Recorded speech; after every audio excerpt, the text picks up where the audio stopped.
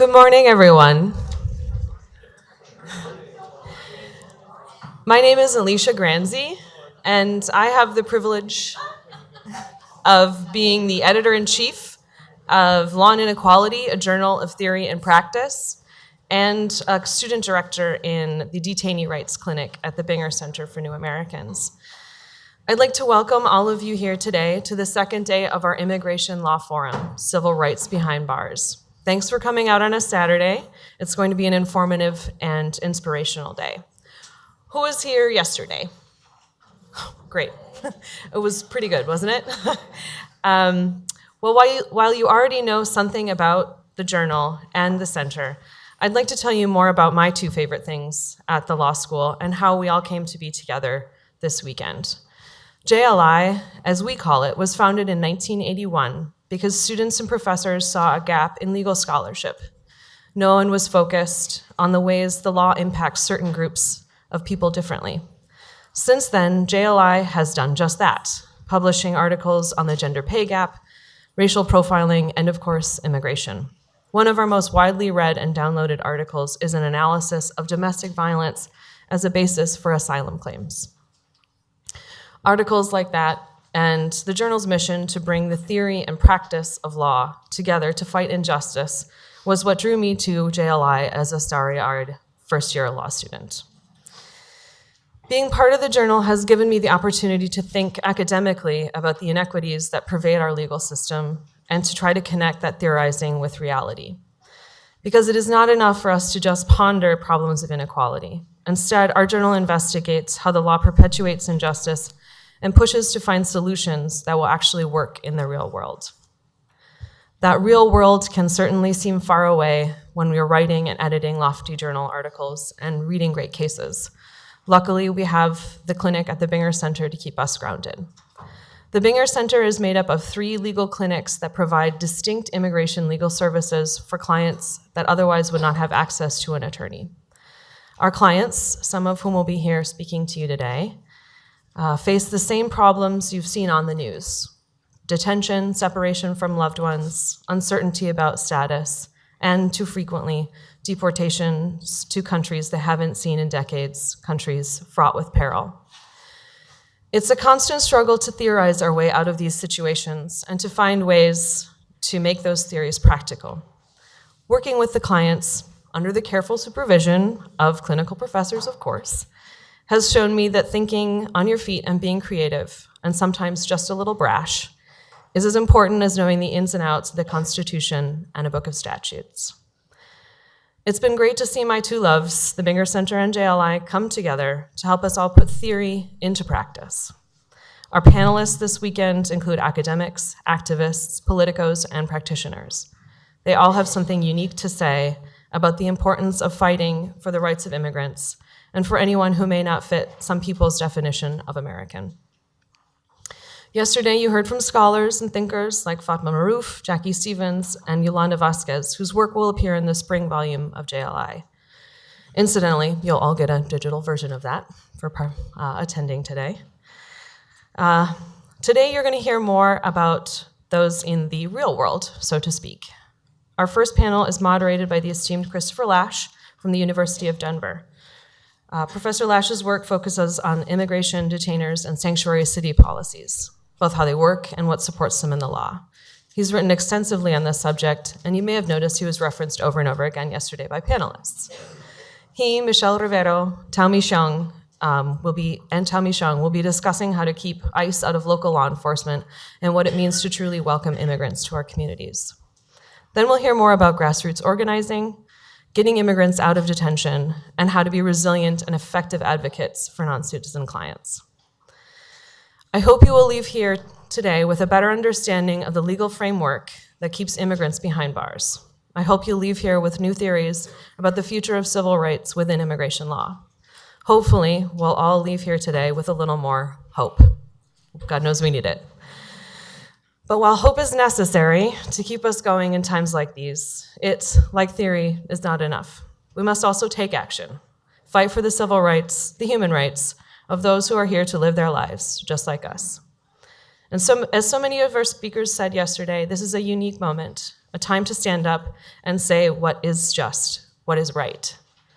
It is a time to organize and strategize and realize. So thank you to all of you for taking the time and the steps to do just that. And thank you to all of those who helped put today together, my fellow editors at JLI, Bess and Ellen especially. And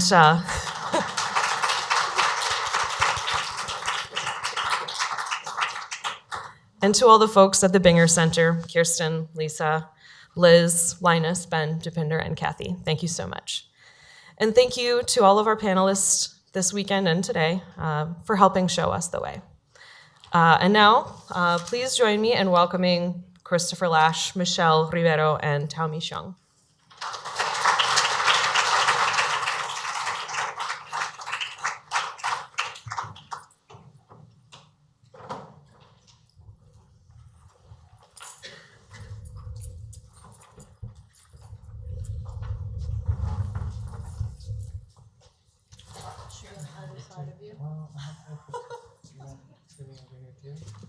I would like to be able to see both of you.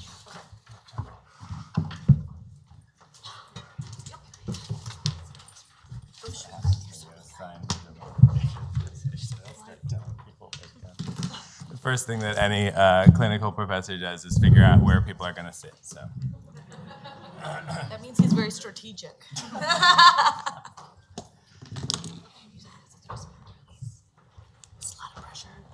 I'm going to say a couple things while we're getting ready, one of which is that I was delighted this morning when I went to get dressed to realize that I had 2 pairs of pants to wear, so and no suit. So I hope you'll accept my somewhat less formal appearance this morning. We're all signing our releases, so whatever you all want to do to us at this point.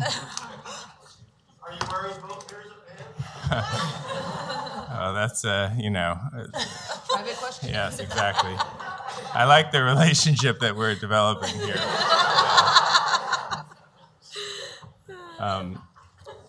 So we're going to introduce ourselves, and I would love to hear from you all first before hearing from me, if that's all right. Sure. So my name is Michelle Romero. I am the director of the Office of Immigrant and Refugee Affairs for the city of Minneapolis. Oh, is that better? Yes. Okay. So I can tell you a little bit about myself. Are we doing that? Yes, please. All right, great. So I am an immigration attorney. I've been in private practice for 18 years, 16 years with my own law office in St. Paul. And my work focused on representing asylum seekers, both detained and non-detained, individuals who are applying for immigration benefits, including naturalization, VAWA, U visas for crime victims, people who are trying to be reunited with their family members in the United States or remain with their family members here in the United States. I started working for the city of Minneapolis 4 months ago. Part of my reasoning behind wanting to work for the city was born of the experience in 2014 when the Obama administration started detaining women and children at the border.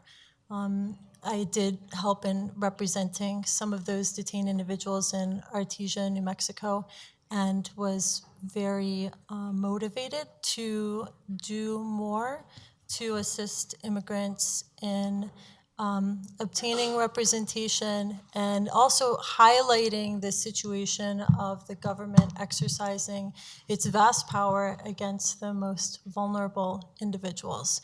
So that's part of the reason why I decided to apply for this position, and I'm very grateful to be here today. Thank you. Hi everyone, my name is Taomi Chong, and I work for the City of St. Paul, Mayor Melvin Carter's office. I'm gonna I hope you guys can hear me. Yesterday I was in the audience all day and I could barely hear, and I think I have pretty good, hearing. I'm going to cue this. There you go. I can see the reflection through up there. So something that was really powerful yesterday was all the speakers talked about their stories and the fact that the current federal rhetoric around immigrants and refugees is to dehumanize them to the point of being able to treat them in any way that they wanted without repercussions.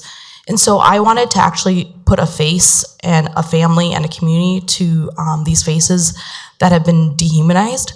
So I just want to say that I'm one of many immigrants and refugees in the state of Minnesota.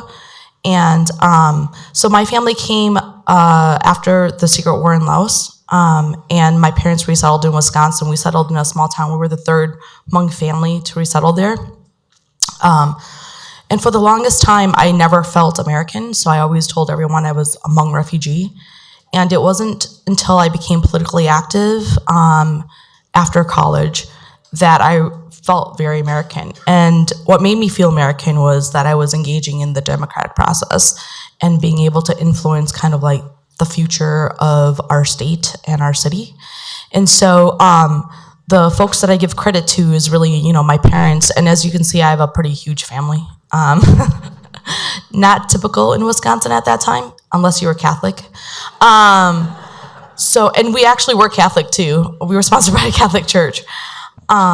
So that's really kind of my grounding for the work that I do in any field is actually from my immigrant refugee experience and being Southeast Asian and Asian American. These are all terms that I've never used to describe myself. It's really like in literature and the broader community that describes me that way. But today I can confidently tell you that the way I feel and the way I describe myself is Hmong American, because I really feel 100% both Hmong and both American. And that can be defined in multiple ways. But that's what kind of shapes how I'm going to talk today. And also, professionally, I do the intergovernmental relations work for the mayor. And so that means that the other perspective that I'm going to bring to the table is really through the eyes of policy and organizing and using community to really build the foundation and the solutions to our problems, both legal and social. Thanks. And I'm Chris Ashe. I think that all three of us want to extend our thanks to UMN, to the Binger Center, wonderful clinics here. I've always been such an admirer, and to the Journal of Law and Inequality. I also want to give thanks for the introduction. It's so wonderful as a legal academic to hear the words, "those in the real world," and then hear your name. I take that as the highest compliment. I was a public defender after law school. I then had a brief practice in civil rights, and then I became a teaching fellow, learning how to become a clinical teacher. And I owe a great debt to Mike Wishney at Yale, who taught me a couple of important things. One of the things he taught me was that the world of immigration is like the world of criminal defense where I come from, except without the due process. And then the other thing that Mike taught me was that legal scholars could actually contribute to the world by writing articles that people could then use in their advocacy. And that's something I've tried to stay very close to. And in fact, one of the pieces that I'm going to draw on today was co-authored with a number of people, but including people in this room. So I'm going to draw on Understanding Sanctuary Cities that Linus was a huge part of, and that Virgil was also a part of, but too modest to allow us to list him as a co-author. So Virgil Wiebe and Linus Chan. What I think we propose to do here is we're going to delve into the idea of sanctuary and welcoming policies or ordinances. We're going to start largely with a component of this that will be descriptive, talking about what those policies actually do. There's one of the impetuses for our piece, Understanding Sanctuary Cities, was to sort of debunk the idea of this sort of monolithic idea of, yes, you're a sanctuary, or no, you're not a sanctuary, but to sort of break down that and look at what is really going on. So that's what we're going to spend the first half doing. In the second half, I think we're going to try to get into more of the values underlying these efforts and the process by which these come about. And that's where I think that, well, we'll see.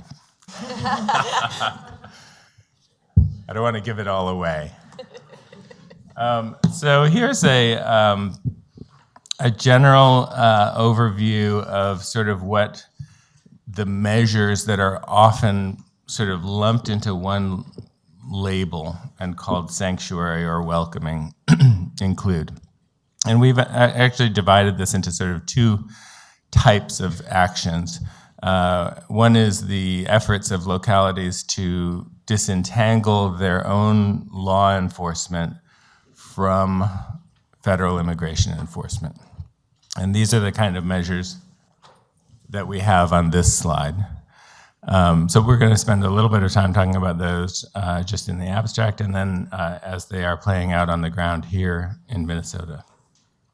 So you see, barring the investigation of civil and criminal actions, this is really sort of as old as the new concept of sanctuary, and I'm avoiding sanctuary as it relates to sort of the Vietnam War and so forth. But as it relates to immigration, we often can date this back to Los Angeles' Special Order 40, which is a great example of an order that bars this kind of investigation. So LAPD Special Order 40 said that the LAPD would no longer initiate any action with the purpose of investigating immigration status, and that the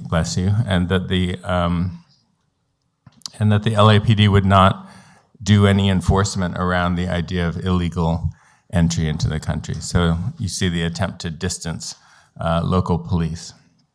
Limiting compliance with detainers and administrative warrants is a piece of sanctuary, and I use the term sanctuary. Maybe we'll have a discussion about that, but I do use the term, and we can debate the merits of that later.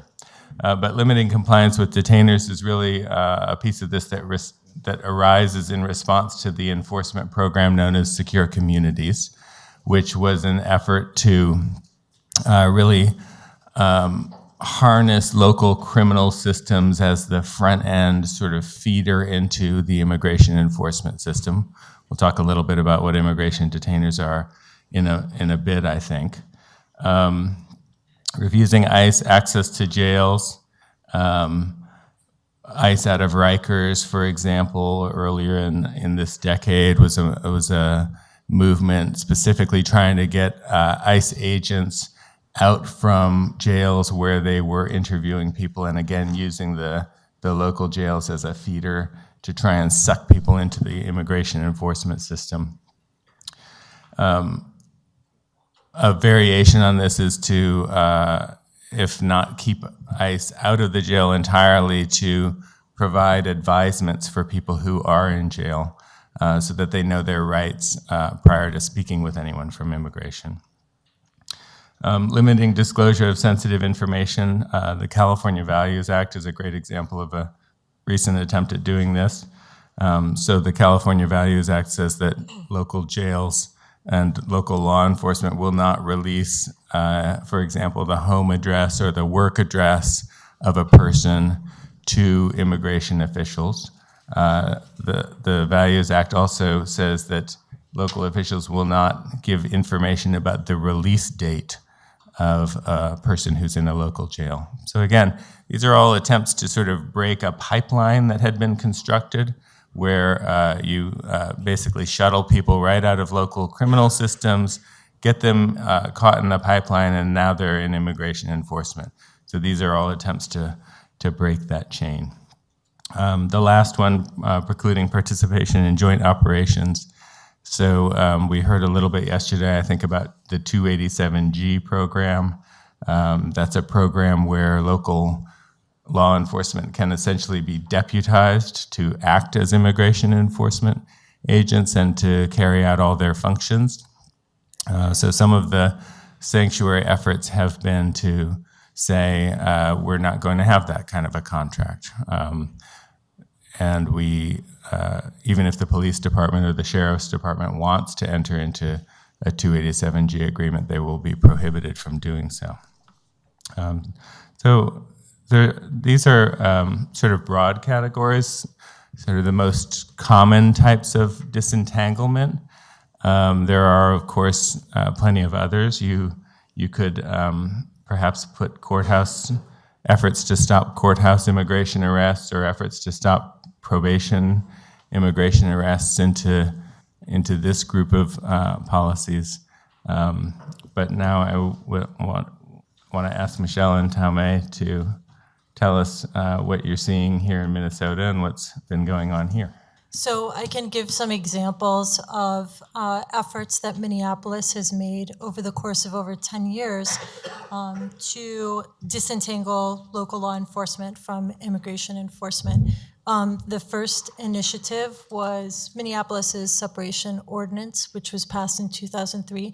And just for individuals' information, there is a system called LIMS, Legislative Information Management System, that individuals can go and look and see what ordinances have been passed, what resolutions have been passed, and there are quite a few relating to immigration and sanctuary type provisions, particularly starting after the beginning of the Trump administration. So the separation ordinance that was passed in 2003 really very clearly delineates city functions from ICE-related functions and identifies that city employees should not use city resources or personnel for the purpose of investigating individuals' immigration status, whether documented or undocumented, or apprehending people whose only violation has been being in the United States without authorization. This extends to law enforcement personnel as well. So just to give an example of how this would function in practice, if a police officer pulls someone over for a traffic violation and learns that they do not have a valid driver's license, that should not lead to questions regarding the individual's immigration status or referral to ICE. This is a distinction from other municipalities where law enforcement officers do communicate with ICE when they learn that someone does not have valid status and suspect that the person is in the United States without authorization. And we have seen some litigation through ACLU on that issue. Another measure, which was actually implemented this year, relates to police department procedures relating to individuals who are charged with misdemeanor offenses. The police department, section 9-103 of the Minneapolis Police Department Policy and Procedures Manual indicates that for people who have misdemeanor level offenses, that they shall be issued citations in lieu of arrest. And this is another measure in order to reduce the number of individuals who are actually taken into custody at the Hennepin County Jail. While Minneapolis has a separation ordinance which clearly indicates that that Minneapolis law enforcement officers shall not cooperate with ICE or perform ICE-related functions and ICE enforcement functions, the Hennepin County Jail does appear to have a relationship with ICE in terms of communicating information regarding detainees to ICE officers. And so in order to limit the potential for an encounter between ICE and a detainee, the police department is attempting to not bring individuals to the Hennepin County Jail in the first place by instead issuing citations. One additional measure that was recently promoted, and there has been information in the news, and Mayor Fry had a press conference on this subject, was placing placards notifying individuals of their rights in Minneapolis Police Department squad cars.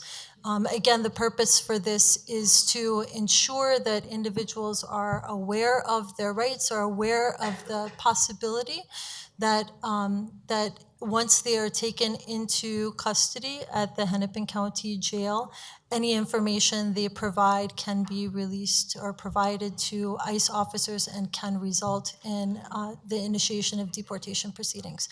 So it's thought that the best way to ensure that individuals are actually aware of their rights is to put information in squad cars before people are actually brought to the Hennepin County Jail. That's great. So I thought I would give you guys a little bit of context of the city of St. Paul before going into kind of our policies. So St. Paul was started by, it's a community of immigrants. First there were French Canadians who came there, then Germans and the Irish, and then decades later, the Swedish and Eastern European immigrants. And now the largest immigrant refugee populations are from Southeast Asia, Cambodian, Hmong, Lao, and then the Somali and Latino populations from Mexico. So our racial demographic lends itself for us to make sure that our community or our government is welcoming and inclusive. And not only that, but a recent report came out and it said that immigrants and refugees are one of the fastest growing populations in the city and also is a huge economic driver for our city. And so I just wanted to share that about 20% of the St. Paul residents are foreign-born, and about 30% speak a language other than English, and then less than 15% speak English very well. So the demographics of our city is the reason why the mayor and our city council care so much about making sure our city is a place where immigrants and refugees can thrive. And just to give you a number of how much immigrants and refugees contribute to St. Paul's economic development and also just our tax base. The study showed that in 2015, immigrants earned a total of $941 million, and 90 million of that went to state taxes. So that meant that there was about $718 million in spending power just from our immigrant and refugee populations alone. So there is a strong social, cultural, and economic reason to make sure that we have policies and ordinances that support the safety and security of all St. Paul folks, not just immigrants, refugees.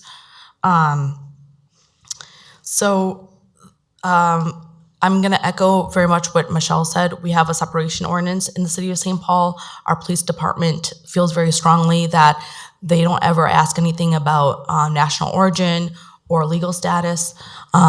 They work very closely with domestic violence advocates, our police department does, and they realize that not only does this create safety for victims, but it allows them to be able to resolve cases a lot faster when when community members are willing to actually talk to police officers. So it's in the best interest of public safety that our police officers do not have very clear lines of what their role is for protecting our city and what the federal government's role is in terms of looking for folks who are undocumented. And that's really important because the public safety perspective really helps in terms of policy proposals as well as financial resources going into wasting financial resources to look for folks that the federal government wants us to look for. I think, where are we in time?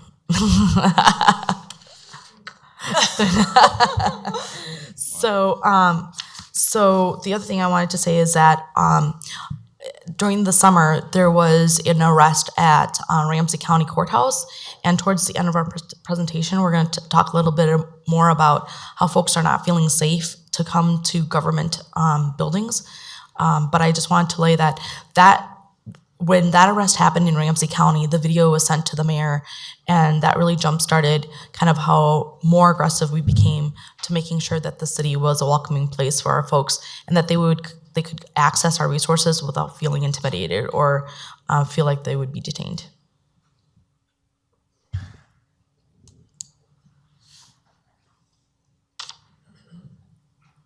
So we've talked a little bit about disentanglement, but that then sort of begs the next question, which is, okay, well, what do you do? What are you trying to do if you're a city beyond just separate yourself from federal immigration enforcement? So here on this slide, we have a few of the more welcoming or inclusive measures that are going beyond disentanglement and trying to, in fact, generate some new sense of community. So driver's license programs. Colorado, for example, has one of these where you can have a driver's license even if you don't have status to be in the country, or you can obtain one. It's been a really interesting process. It was initially only funded, or Republicans unhappy with the prospect of what that legislation accomplished managed to sort of slip into a budget appropriation the idea that this would only be funded at 3 driver licensing offices around the country. So it's created a whole set of additional problems. It's not at all accessible to everybody, but you can see the idea here.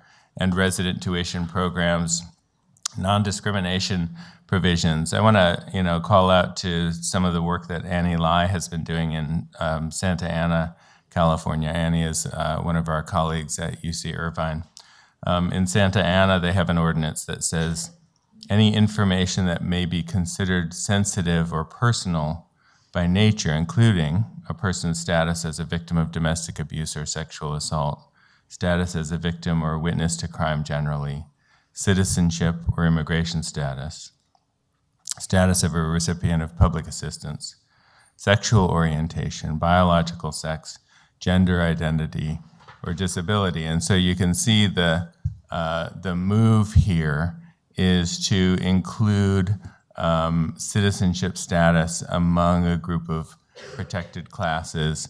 This is, I think, a really clear signal of the kind of inclusion that Santa Ana is after. Municipal identification cards, these programs started around 2005, 2006, New Haven, San Francisco, and are now more proliferated than that.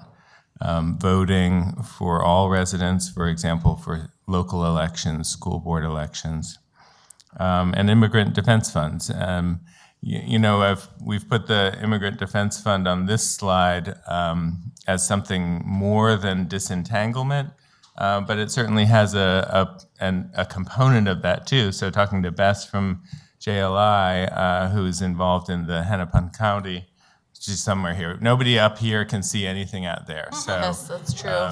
So when you ask questions later, there she is, way up in the corner, who's been a wonderful person to be with for the last couple of days. But Bess is working on the Hennepin County Defender Program, and that's connected closely to the idea that the Hennepin County Jail is in fact turning people over to immigration. So the Defense Fund is allocated specifically for people who have gone directly from the Hennepin County Jail into immigration enforcement. What are Minneapolis? My seamless transition. What are Minneapolis and St. Paul doing in the nature of these kinds of measures? A lot.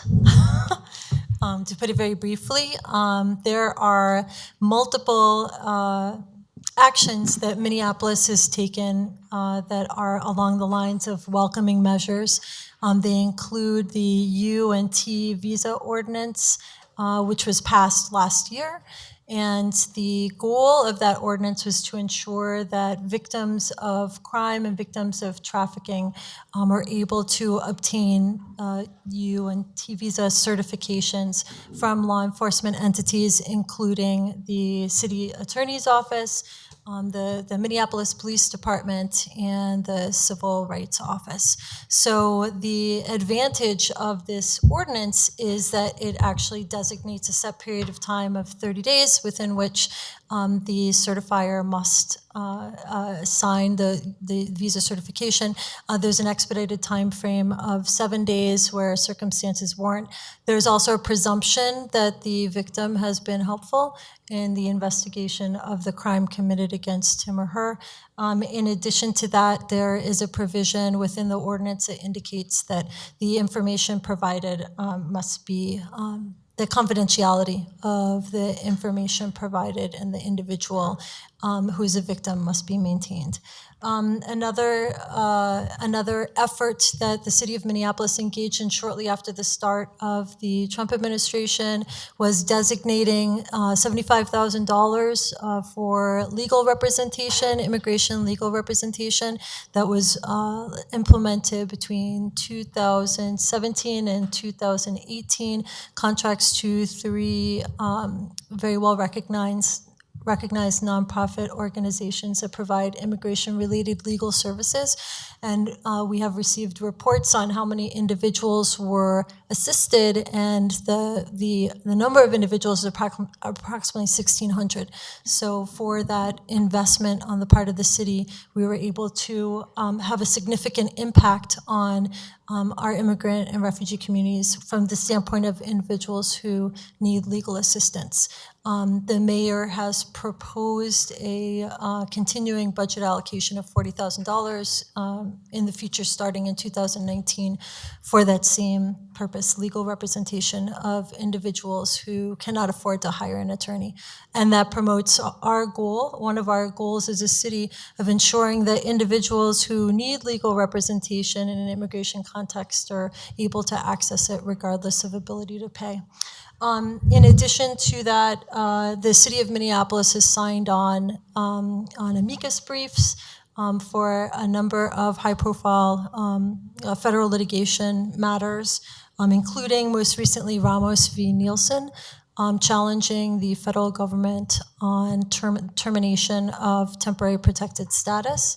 In addition to that, there is a plan to create a municipal identity document that would be nationality neutral for residents of the city of Minneapolis. It's been in process over the course of the year. There have been a number of public meetings where individuals in a variety of different communities have weighed in to express their desires, their concerns, and by the end of this year, my understanding is that the topic of municipal identity card will go to council. There have been some concerns expressed regarding the ability to maintain not just confidentiality, but to protect the information provided from whoever may try to obtain that information. It would include name, address, et cetera.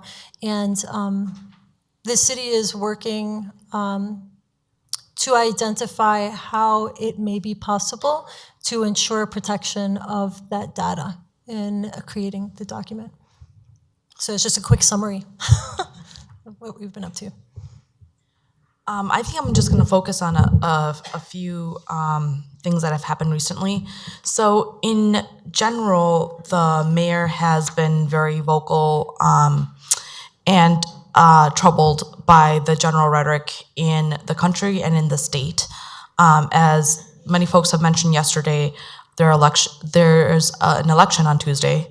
And so in the past month, I think the anti-immigrant, anti-refugee rhetoric has really been amped up. And as a refugee myself, it's very, very troubling, and also it just is really demoralizing, I think, for the entire community. But what I wanted to share is that most of the work that we do that comes out of the mayor's office is really based out of what the community members want. And so this photo is actually a photo of the mayor convening 8 different district council conversations with residents to talk about our budget and how we should allocate resources in our budget.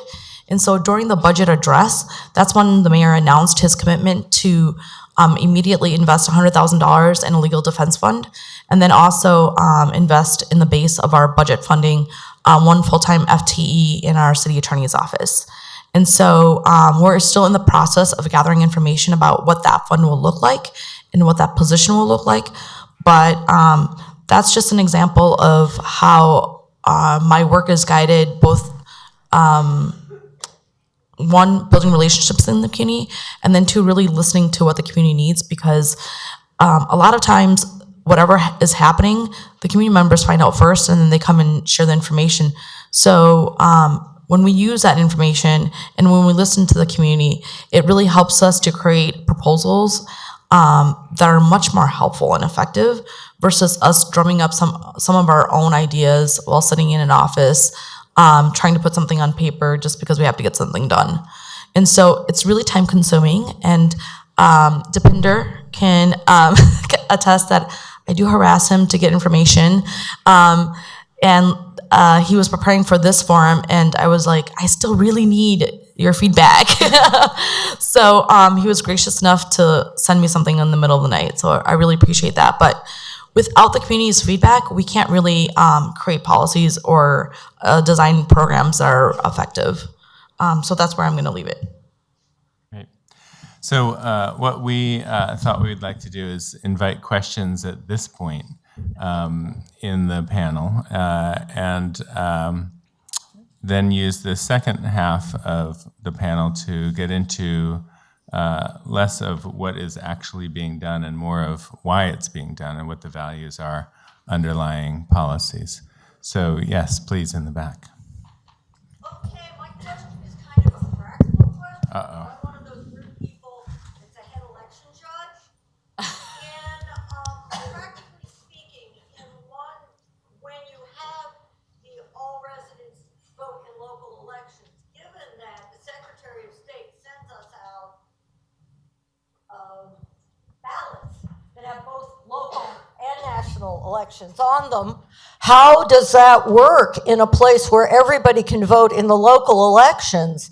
How is that dealt with? I've been trying to figure out the logistics of it, and it seems like a nightmare to me.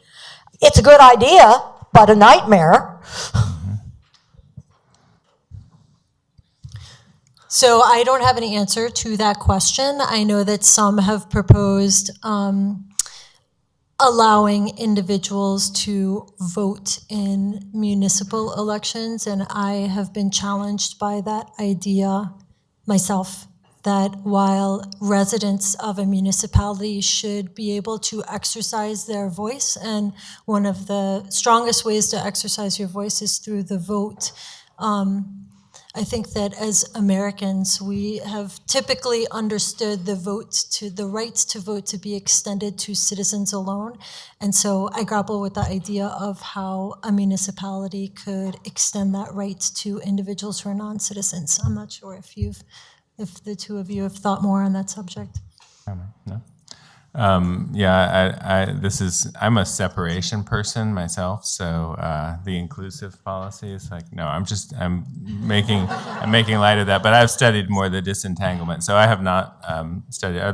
What about the audience? Maybe there are people here who have done this or are thinking about doing this. Not yet. Oh, wait.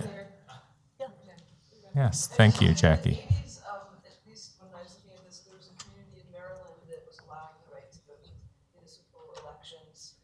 For people who are non-citizens. So you could Google that, I bet.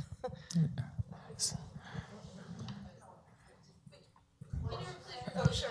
Yeah, I was saying that when I was looking at this, there's some scholarship on this in the 1980s, and there was a community in Maryland that was allowing non-citizens to vote in municipal elections. So people can Google that.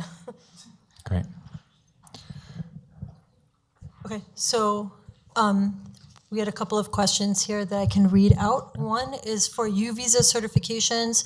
Are prosecutors open and helpful with this? I've heard some police departments say, don't even ask us to sign off on these, then what happens?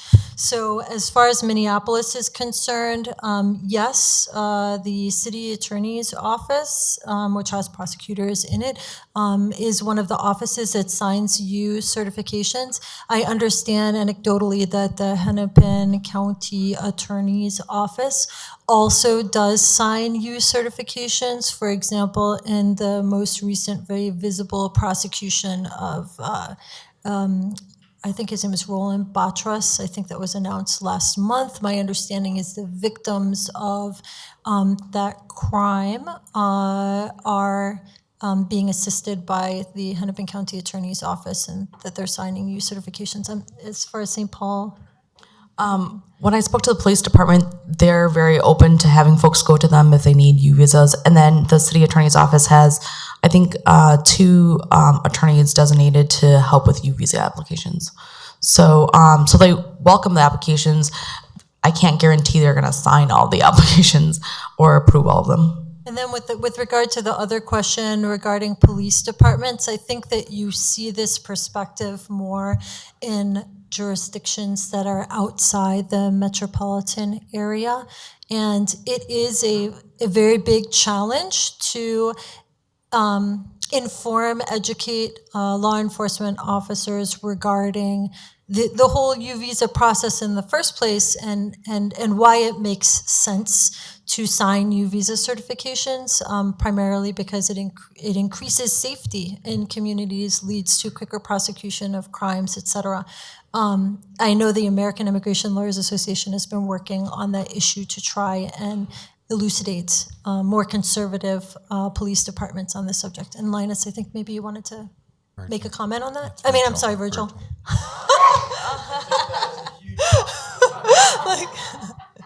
Sorry. I come from an immigration enforcement background. And the one thing that worries me, and I concede there's a anti-immigrant, anti-refugee animus in this country that's kind of out of control. And that worries me.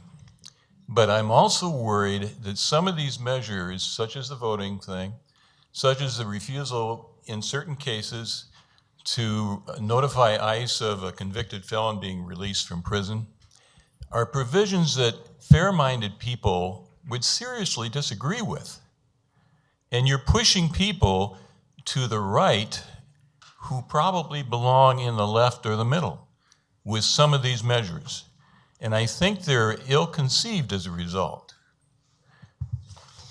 So thank you, Richard. And I think maybe I can identify, if it's okay with you, can I identify that you were chief counsel for before it was OPLA, correct? ICE, chief counsel, district counsel. Yes. So as far as Minneapolis is concerned, one of our principal concerns is safety for all residents. And these measures that have been passed through ordinances, they are targeted more towards individuals who come to the attention of ICE because of low-level offenses and not serious crimes. I think that there is certainly a desire to ensure that residents are not put in more jeopardy or danger, regardless of whether that is from an individual who is an undocumented criminal, serious criminal, or U.S. citizen criminal. Perhaps it's more of an issue regarding how we frame the work that we're doing, as opposed to the work itself. Not sure if you've thought about that too. I would just say that our police department would say they're following the law and protecting the community by doing the very thing they're supposed to do. So if a person is released, they're released by the courts.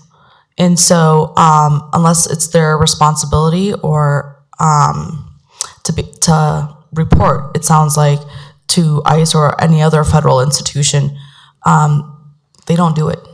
they protect the community, and that's their job. Yeah, I think this is a really interesting question, and one that I think will help us segue a little bit into our values portion of the panel. I think one idea is strongly expressed here by Tao Mei, which is the criminal system has run its course, and if a court determines that somebody should be released or put on probation, that's also a decision worth respecting, as opposed to assuming that this person presents a danger to society in some way.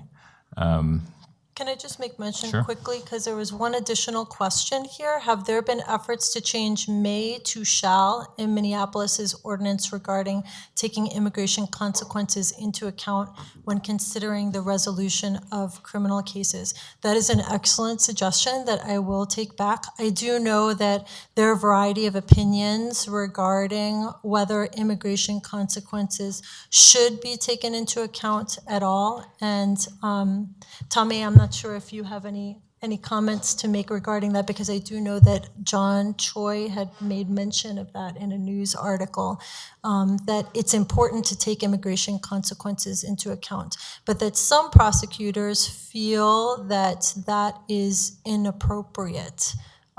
So it's an interesting challenge, that to require the law enforcement or the prosecutors to take that into account. That's all the information. I have a question. Can you talk a bit about the risks the city is exposed to from actions by DOJ or otherwise, or withholding of funds from not participating with ICE? I can, You want to? Yeah, I can briefly speak to that issue. So from what I understand, and the city of Minneapolis has signed on as amicus on, I believe, one lawsuit that was in Chicago, it does not appear that the federal government is successful in its efforts to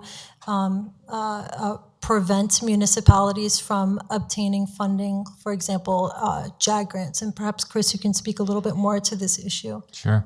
Yeah, that, of course, was a huge concern after President Trump issued his executive order on, I think, January 25th of 2017, saying, basically, I'm going to do what I promised during the campaign and defund sanctuary jurisdictions.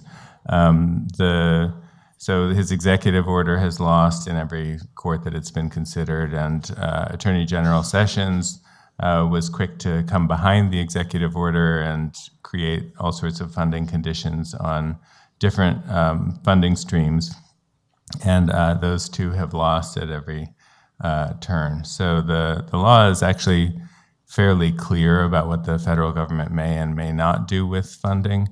And one of the core principles is that Congress is the entity that attaches conditions to funding. So even in a strong executive power time that we're in, the executive has no ability to impose that kind of condition. So could Congress, if they wanted to, pass a law that would... Sure. Yeah. I mean, we would have some additional arguments to worry about at that point, about whether the conditions are in fact germane to the purpose of the funding, but it would be a different looking legal question at that point.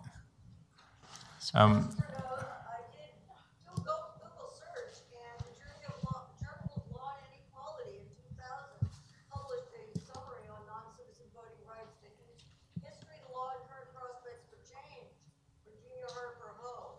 So that's an old one, but it's right here.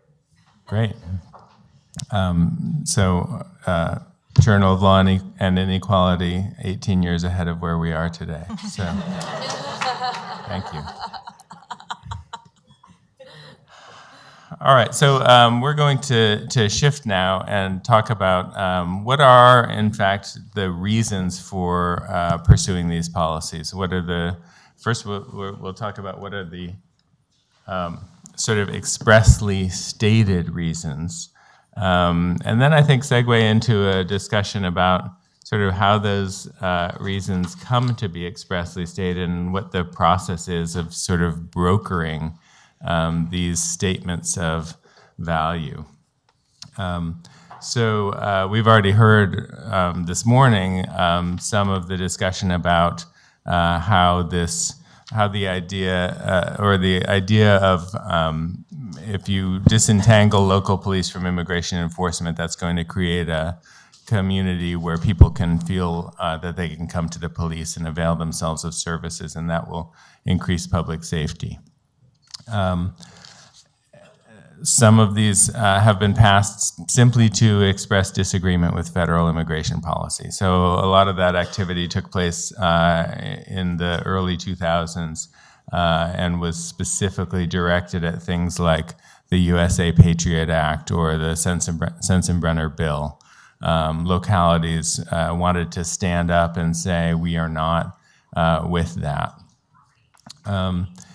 Maintaining local control over criminal justice. These are actually sort of roughly in chronological order as they've sort of emerged and come to prominence over the time over the last 3 decades or so. Preventing unlawful arrests. Here's where I would say a little bit more about immigration detainers. Let's see. And say really briefly, a detainer, for those who don't know, is simply a piece of paper. It's a piece of paper that federal immigration officials send over to local jails and to local prisons saying, hey, you've got somebody in your custody, we want them in our custody, so why don't you hold them for a while for us? And these were sort of unquestioningly obeyed for many years. And then localities, really after the rise of the Secure Communities program, which just briefly what Secure Communities did was link intelligence databases, so basically the fingerprint databases of the FBI, so that every locality who books somebody into their custody sends fingerprints to the FBI. What Secure Communities did was, oh, well, we're going to just send those on from the FBI over to the Department of Homeland Security. So now DHS has an eye into every local jail around the country, and they start sending more and more of these detainers, right? So from about 15,000 per year in 2007 to 250,000 in 2011. And these become a very important mechanism by which the federal government is attaining hyper-enforcement of immigration laws. And a lot of communities didn't want to be a part of that, and there were efforts to disengage from Secure Communities. One of the strategies that was eventually seized upon was the idea of challenging or not complying with these immigration detainers. And you see some of the law around that up there. But it quickly went beyond the question of, well, do we have to comply with this, to the question of, if we comply with this and hold people in our jails who are otherwise entitled to release, are we in fact going to incur legal liability for an unlawful arrest? And some of the decisions that have come down have very much put that front and center for local sheriffs. And I wanted to flag a recent decision in Nobles County here that gets at the issue of, well, does the sheriff, even if the sheriff wanted to accede to this request, does the sheriff have the legal authority to do it? Is the sheriff essentially making an immigration arrest?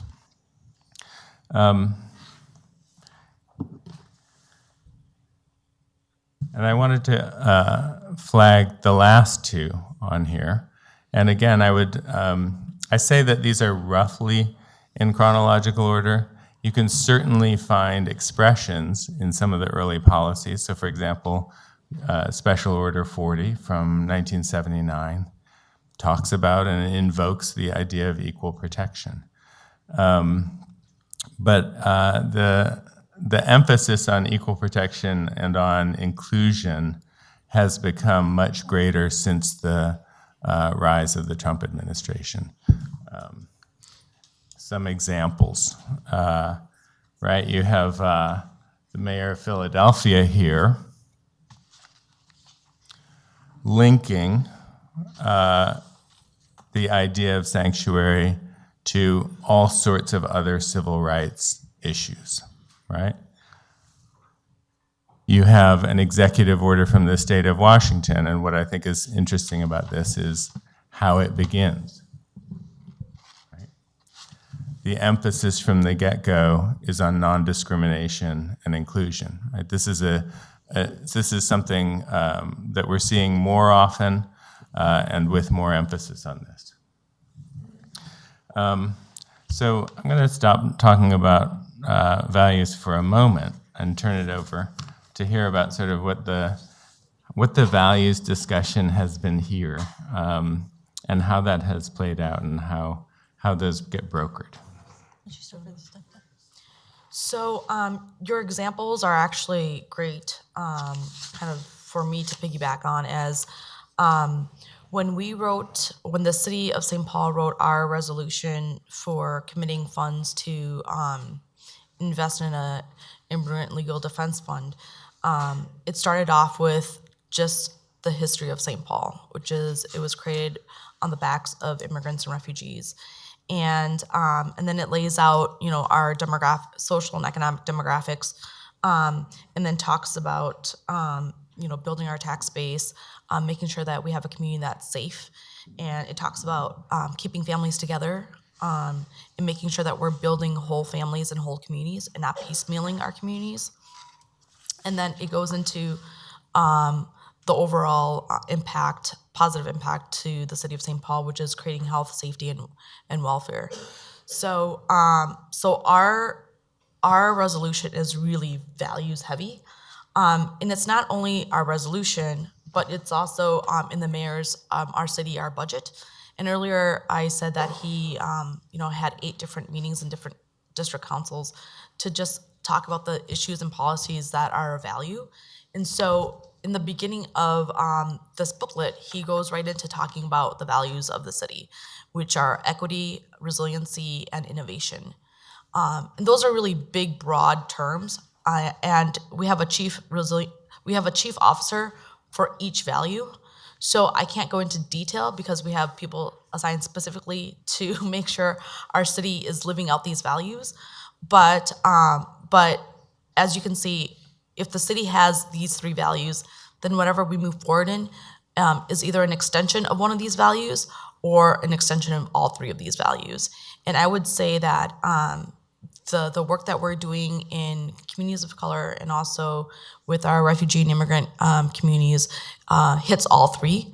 So equity is making sure that everyone has access to services and opportunities that the city can offer. Resiliency is making sure that we're good stewards of our earth and our land.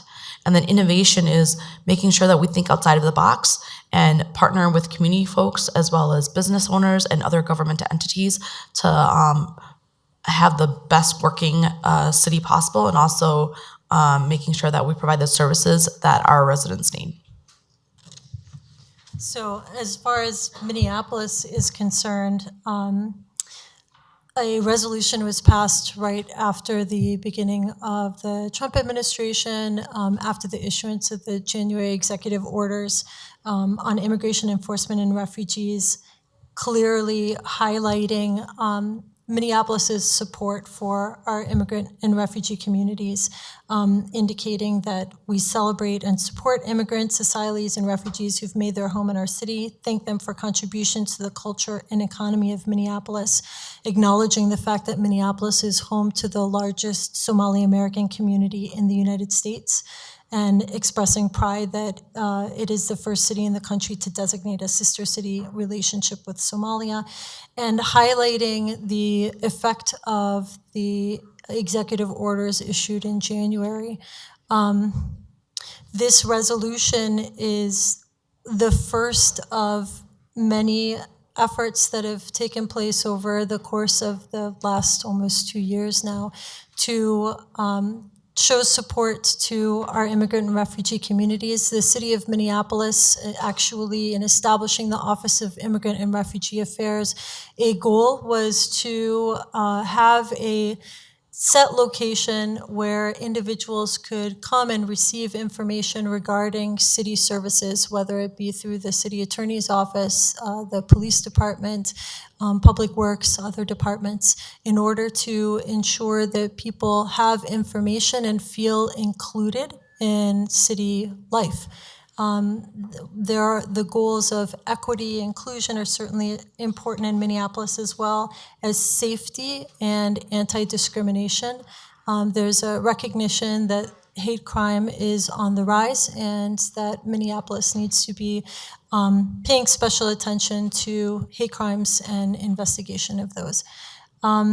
There are other stated priorities of the city of Minneapolis, including decriminalization, trying to ensure safe public buildings and facilities, protecting information and data that's shared with the city of Minneapolis. And these priorities help us and guide us in protecting our immigrant and refugee communities. And can I just say one more thing? I think every policy that is created, there's a value behind it. Policies are not created in neutrality or completely objective. I mean, fiscal responsibility is a value. So when we create a budget that's fiscally responsible, we're espousing the value of being fiscally responsible. So this is just, what we're talking about now are just examples of policies, but every policy has a value behind it. Yeah, and what I think is particularly fascinating to look at when you look at sanctuary is sort of the vast sort of spectrum of values that are expressed. So, for example, in the response to detainers and the possible illegality of detainers, a lot of detainers policies just say, we could get sued, we're not going to honor detainers, right? And that's the only value that's expressed. But when you get into more complicated disentanglement measures, the conversation that's happening between community and government is really rich. So I'll offer up a couple of examples. So in Denver, a group of organizations floated what they wanted to pass, what they wanted the city council to pass, and it was called the Denver Sanctuary Ordinance. They were quickly told by the powers that be that they weren't going to get anywhere with what they called the S word, which I think is sort of chilling if you think about what the S word is. Why do we talk about the blank letter word, right? So there was sort of a strange parallelism being struck right at the beginning. The process was very complicated. One of the main issues on the table was whether there were going to be carve-outs to the policy for people with certain types of criminal convictions, for example, right? That's a recurring theme in debates over what these policies are going to look like. Are they going to have carve-outs like many of the early trust acts had carve-outs? The California Trust Act had a whole slew of carve-outs. And these are some of the conversations that happen along the way. And then the question becomes, are the values, what shared set of values is arrived at in the end? I have a slide up here of, this is Mayor Hancock announcing the legislation that came about after 8 months, excuse me. God, it felt like 8 years. But so 8 months of conversation transforms the proposed Denver Sanctuary Ordinance into the Denver Public Safety's priorities enforcement act, right? So you can see a clear shift in focus there. But what was interesting is that when the mayor stood up to announce the passage of this ordinance, it was about, I think, a week after Charlottesville had happened. And this piece of legislation really was purely a disentanglement policy like we described before. But the mayor teed it up and said, we're seeing what's happening in the country. We're seeing what's happening in Charlottesville. We're seeing what the administration's response to that is. That's not who Denver is, and this proves that. So there was an explicit attempt to link to certain values, which may or may not have ultimately been expressed in the legislation. So what's been the process here with the conversation between community and government? Well, I can say that one of the things that's fascinating about Minneapolis is, with regard to sanctuary type policies, is how the city's efforts and community efforts have really worked in tandem. And I'm not sure if we have this slide of MIRAC's 13-point platform, but MIRAC is an organization, Minnesota Immigrant Rights Action Committee, or Coalition. And they, in September of 2017, set out a 13-point platform asking the city of Minneapolis to implement all of these measures, some of which have been achieved by the city, some have not yet been achieved. But in creating, from the standpoint of the city has received input from a variety of different organizations, nonprofit organizations that provide legal services, such as the Immigrant Law Center of Minnesota, organizations such as Navigate, regarding steps that the municipality must take in order to protect immigrant communities. And it is helpful to see the organizations that weigh in and provide inputs to the city of Minneapolis so that we can develop policies that are very responsive to our communities. And organizations such as MIRAC do provide input as well. And you can see that some of these platform points, including the establishment of the Office of Immigrant and Refugee Affairs, have been achieved. We certainly have a ways to go yet, but making progress. I'll just reiterate that from the mayor's office, he bases his decisions on the 3 values that he laid out, and the city council has been extremely supportive and receptive.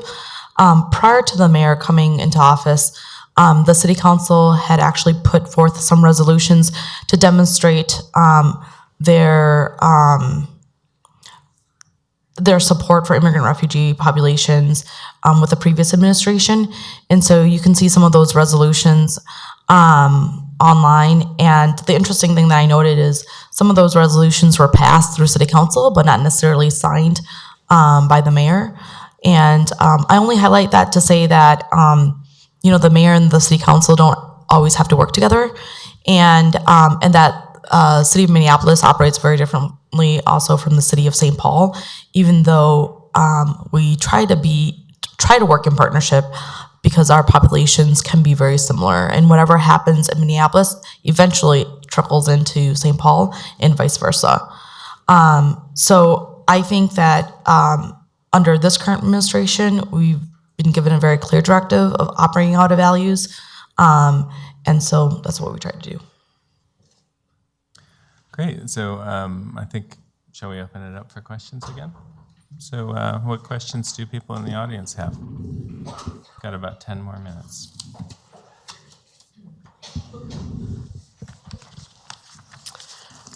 I'm wondering what research or evaluation exists on the impact of sanctuary or welcoming policies. And I'm asking this from the standpoint of spending part of each week in Decorah, Iowa, and Iowa last year passed a statewide law that is an anti-sanctuary city law.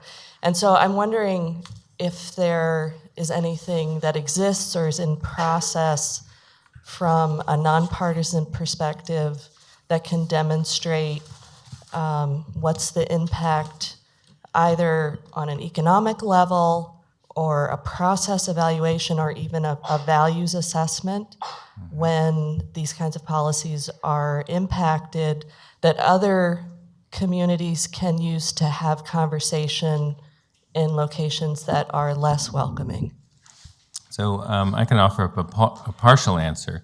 Certainly, I think social scientists have sort of flogged to death the question of whether there's an association between non-citizens and crime, and concluded that there is not. And that has been the sort of consensus on that point has been helpful, I think, to jurisdictions that are confronted with this question of, are we actually making people less safe if we do something like this? There also there have been a couple of studies that specifically try to assess sanctuary policies and crime, and again have shown no correlation or a negative correlation. And then Tom Wong had a recent study last year that was pretty impactful that addressed not only public safety and came to the same conclusions, but also suggested that sanctuary jurisdictions were more vibrant economically. I can't recall whether, maybe someone will help me out, whether public health was addressed in that report. I'm not sure. So those are some of the pieces of it. Doesn't get quite to the questions beyond sort of public safety. That's been sort of the main one that people started with, but. I don't have anything more to contribute than that. Okay. I had a question about, hello, Chris. Hi. Okay.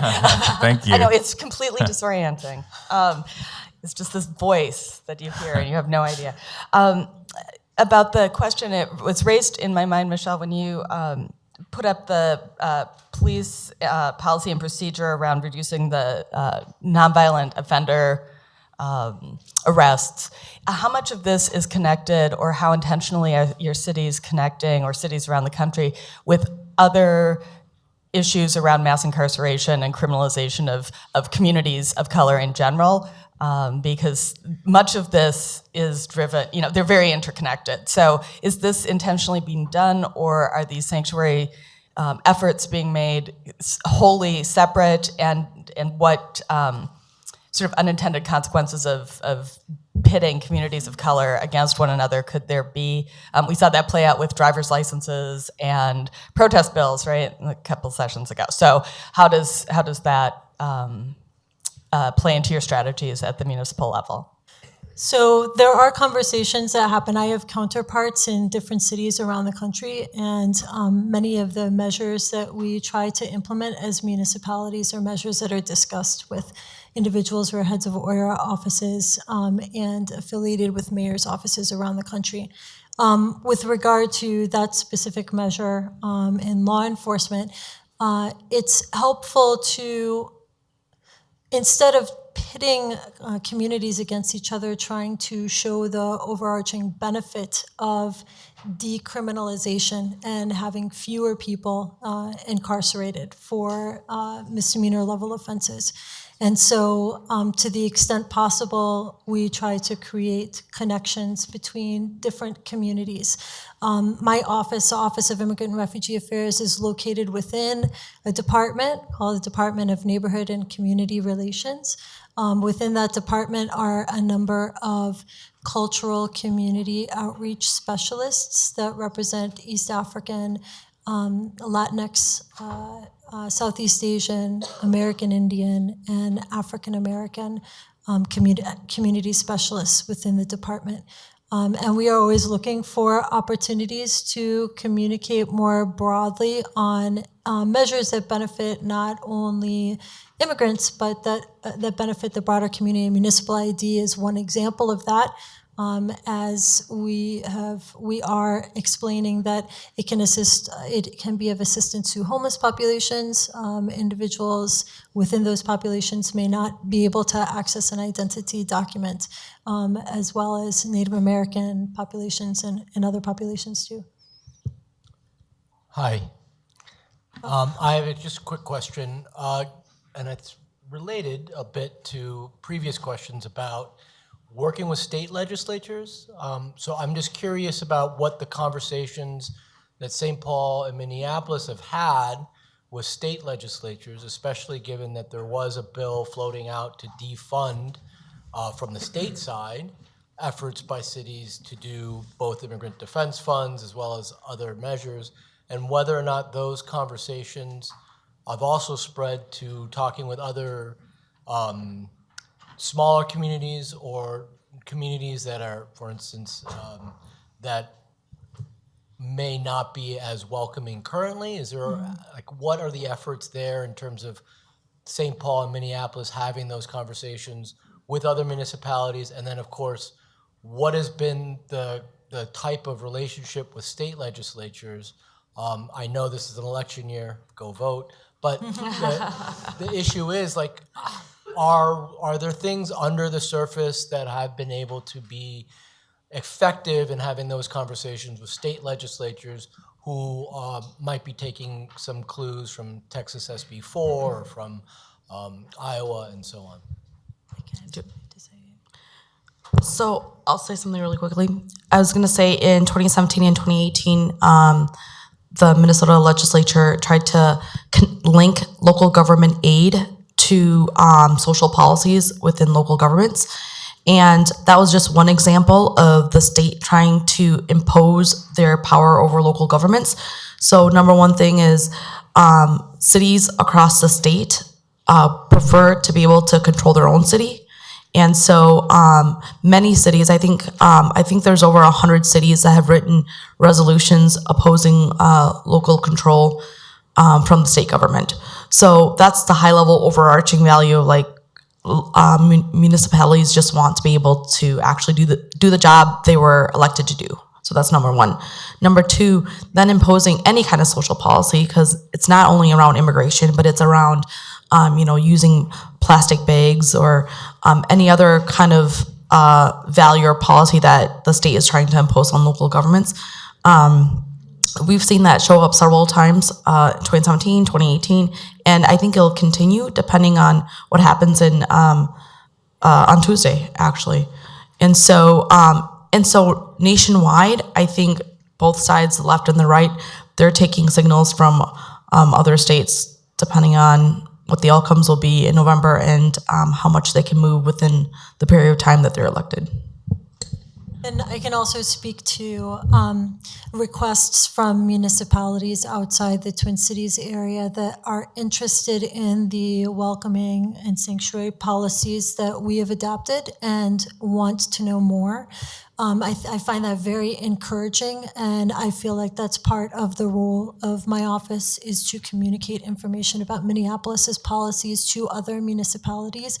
One, for the purpose of benefiting immigrants in those communities, certainly, right? But also to sort of change the conversation that I think has an impact on those communities generally, as well as representatives that come from those communities that serve in the state legislature. Because if other municipalities see the positive impact with regard to safety and integration of welcoming type efforts, I think that, and perhaps I'm being naive and overly optimistic here, but I believe that that could change the tenor of conversations at the state legislature level with regard to these same types of policies.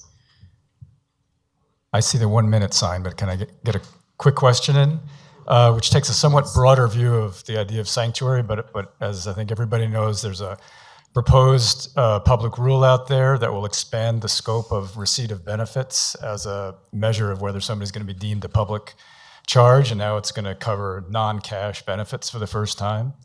And I'm wondering if either city is going to take any measures to, in a sense, pick up the slack. People are already disenrolling from certain benefits programs for fear of either themselves or family members being deemed public charges and therefore being deemed inadmissible and deportable when they try to adjust status. And so given that phenomenon, I'm just wondering what the two cities' approaches are.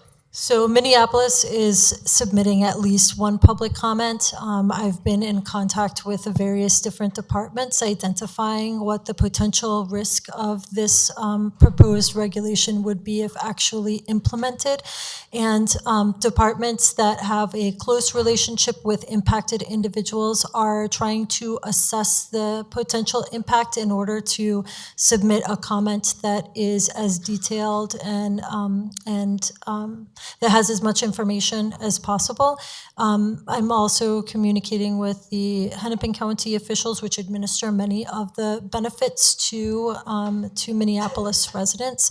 And my understanding is that Hennepin County is also preparing a response during notice and comment period. I am certain that if this regulation were indeed implemented, that litigation would start immediately upon its issuance as a final rule. And I imagine that the city of Minneapolis would participate in that type of litigation. But just identifying what the potential impacts would be is a process that we've been engaged in since the rule was announced, the proposed rule was announced on October 10th. And the same is happening in the city of St. Paul too. We're working closely with Ramsey County. But the issue of public charge, and I just wanted to raise that issue about the courthouses really quickly before we end, is that the city is much, and the county has been more responsive because of the organizing in our community, the groundswell of concern that's coming up from the community.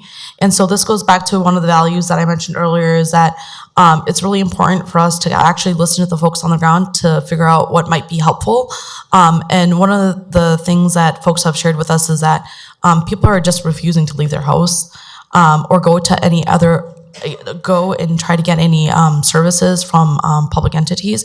And so that's really alarming, because from a public health perspective, you actually want sick people to go get treated, because getting sick, like, no one's immune from getting sick. Not racially, not age-wise, not your social class. You can get sick from anyone. And then I also just wanted to wrap up and tee this up for the next panel, is that yesterday, lots of legal experts who are currently here and who are no longer with us because they had to go back to their respective locations, but they echoed the message of that attorneys alone working on legal cases is not enough. We really need the support and energy of grassroots organizations and members in our community to raise and elevate these issues and build the political will to make change. Because sometimes our courts, our police departments, whoever is overseeing public policy, they need the support and kind of motivation from the public. And so supporting that base to be able to organize and speak out and speak up is really important. All right, we're gonna get started again here.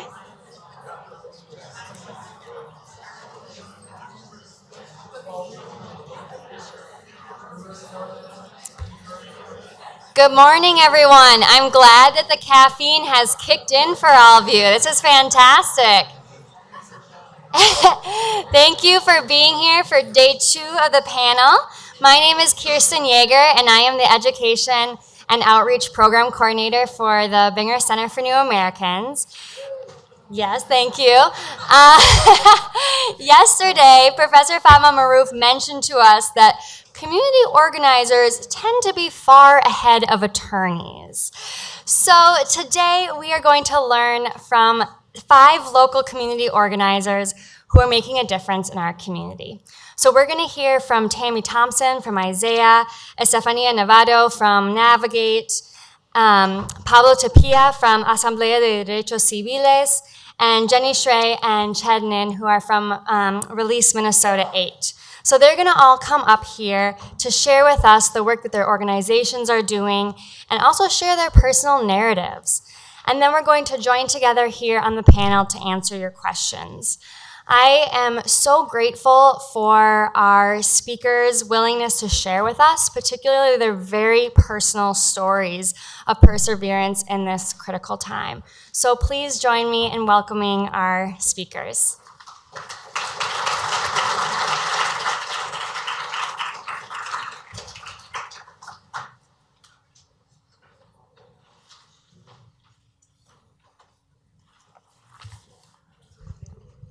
Good morning. Delayed caffeine reaction. My name is Tammy Thompson. I am Isaiah's sanctuary organizer.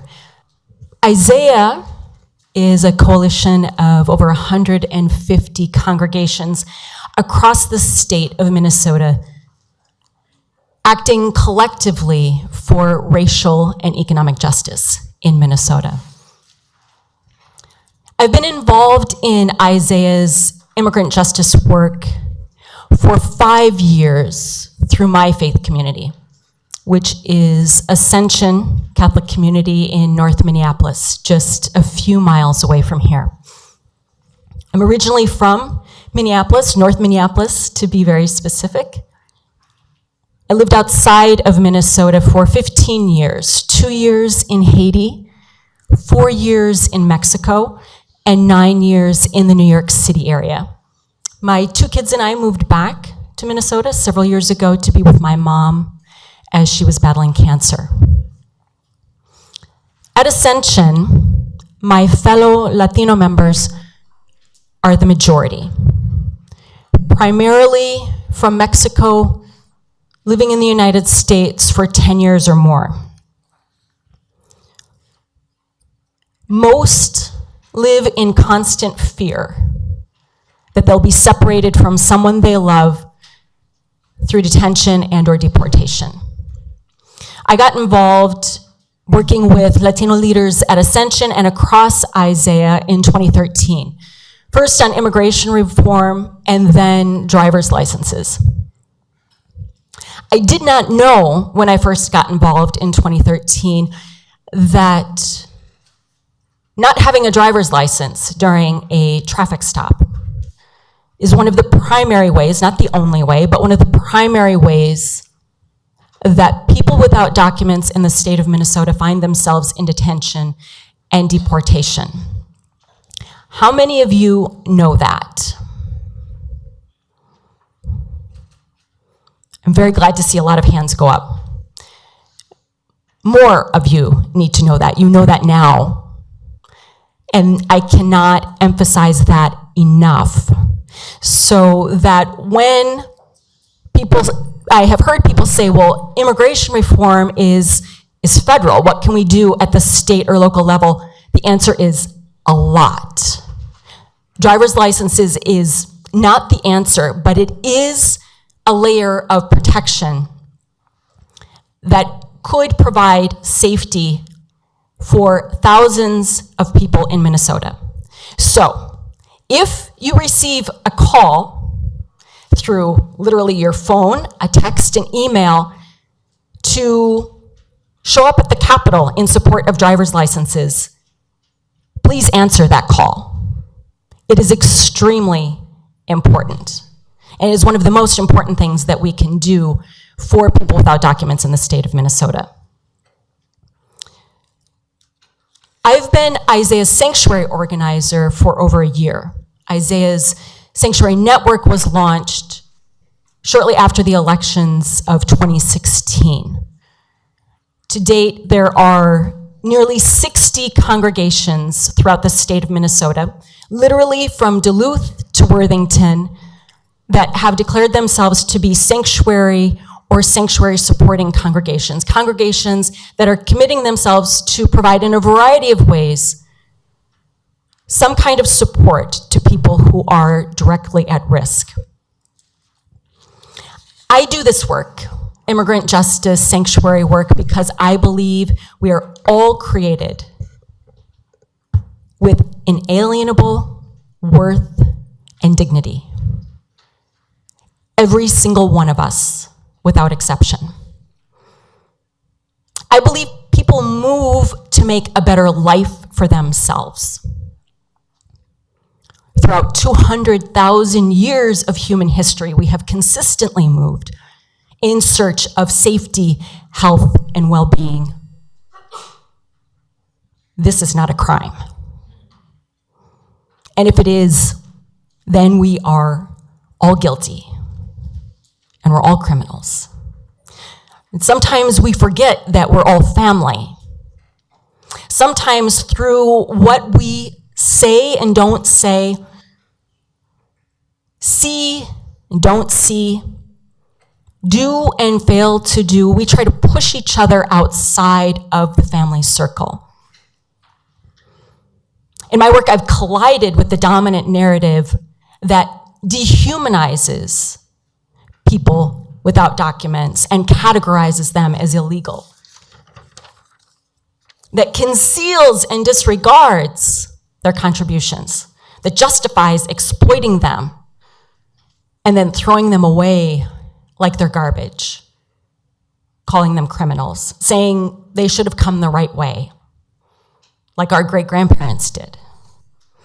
How we see and talk about each other affects how we treat each other, individually and collectively. And it impacts the laws that we pass and that we let stand. I'm going to emphasize this a little bit more. How we talk about each other impacts how we treat each other. A neuroscientist explained it to me this way. She said, look, in the narrative, in the dominant narrative right now, immigrant equals illegal equals criminal. That's how our brains work. And it was very easy for those connections to be made. It's a lot more work for us to undo those connections. Recently, I shared with the group, and sometimes I assume or I take for granted I'm preaching to the choir, like I assume I'm preaching to the choir right now. But recently I had the experience. I shared that it was Elie Wiesel, who's a Holocaust survivor, who said no human being is illegal. And he was speaking to undocumented immigrants in the United States. And he said, because that's what the Nazis did to the Jews. When your being is illegal, what can't they do to you? And after that, again, I thought I was preaching to the choir. 2 women came up and said, thank you so much for that reminder.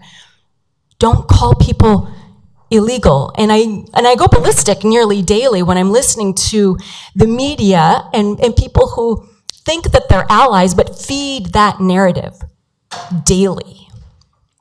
So the words we use to describe each other matter. And I recognize as Isaiah's sanctuary organizer that sanctuary, while prophetic, courageous, and necessary, is not enough, and it's not sustainable. Sanctuary is a response. It is not the answer. The answer is redesigning our immigration system so that it honors human dignity and the sanctity of families. And while that will literally take an act of Congress, it has everything to do with each and every one of us in this room and beyond, and the very reason that we're here today. Part of my work involves engaging people in challenging and changing the dominant narrative and telling a different story. Our story of connection, the story that our fates are linked, the story that we all have dignity, and that the systems that cause our pain were designed by human beings, and so they can be redesigned by us to meet our needs. In my organizing, I encourage people, especially white people or people who look white, to get clear about their stories and their own search for safety, well-being, and belonging. Attorneys, you're not off the hook here. So getting clear about our stories, what's at stake for us? Sometimes it's easy to think, no, that I wanna help. Maybe you've heard this saying, if you've come to help me, you're wasting your time. But if you've come because your liberation is wrapped up with mine, then let us work together. How is your liberation wrapped up with people who are undocumented and directly at risk? It's really important for us to know that. And when we're not, we sometimes think we can walk away from this fight, that this fight isn't ours. It is. Because when safety and dignity, I believe, when safety and dignity don't exist for all, they don't exist for any. And we've seen this repeated throughout history, and sometimes we forget. I also understand about wanting to not share or not get clear about my own story. Even how I understood my own story. Including that my mom was raped when she was 14 years old. The trauma of that sexual violence has now become multi-generational. And I don't know that I would recognize my own life or story without the predominance of sexual violence. Maybe if my mom hadn't been raped when she was 14 years old, she wouldn't have become prey to other predators.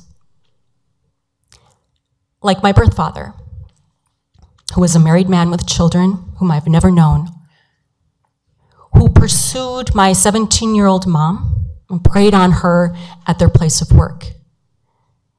Because my mom was unwed, when I was born, I was illegal. Another word for illegitimate is illegal.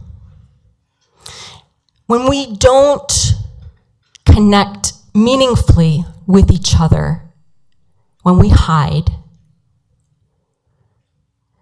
we get lonely and isolated. Political philosopher Hannah Arendt, who escaped Nazi Europe, asserted that isolation was a prerequisite for the Holocaust. I submit to you that where we are today is in no small measure due to isolation. So please, get clear, and then get connected. Get connected with others, share your story, and listen to others. And then commit to acting together around what you care about what's important to you. Power is people acting together. Another way to get clear is through, especially about what's going on, is through accompaniment. Accompaniment, the work that I do of accompaniment, we are seeking to connect volunteers, congregation members, and other allies with members of our communities who must report to ICE, immigration court, or other civil or criminal encounters. So trained volunteers, I've already trained 70 volunteers, accompany those requesting it to appointments and or hearings with ICE offices, immigration court, intensive supervision appearance program, and county courts. For attorneys present, I want to let you know that this is available to your clients to demonstrate that they have a community of support behind them. And this is for people who are interested in providing accompaniment. This is a ministry of presence. We are not there, again, to help, but we are there to leverage our privilege. And so if you are interested in this, if you want to contact me, that will be great, or I'm gonna ask that you contact Kirsten, and she'll let me know, but this is available to you. From Isaiah's perspective, one of the most powerful things that you can do between now and November 6th is to vote. If you really want to act for immigrant justice in the next 72 or however many hours it is now, vote. Vote for candidates who stand for welcoming, protecting, promoting, and integrating all of us. And then talk to others about doing the same. Talk to people you know. Join a phone bank. Isaiah's got lots of phone banks between now and then, so please join a phone bank. Commit to acting together. Commit to voting your values. This is not abstract. This is concrete. If you believe, like I do, that we all have inherent dignity, that our fates are linked, then act out of these values and not fear, and act together. And reaffirm our common dignity. And build a community, a state, a country, and a world that reflects and embodies these values. I hope you join me in accepting the invitation to vote your values if you haven't done so already. Thank you.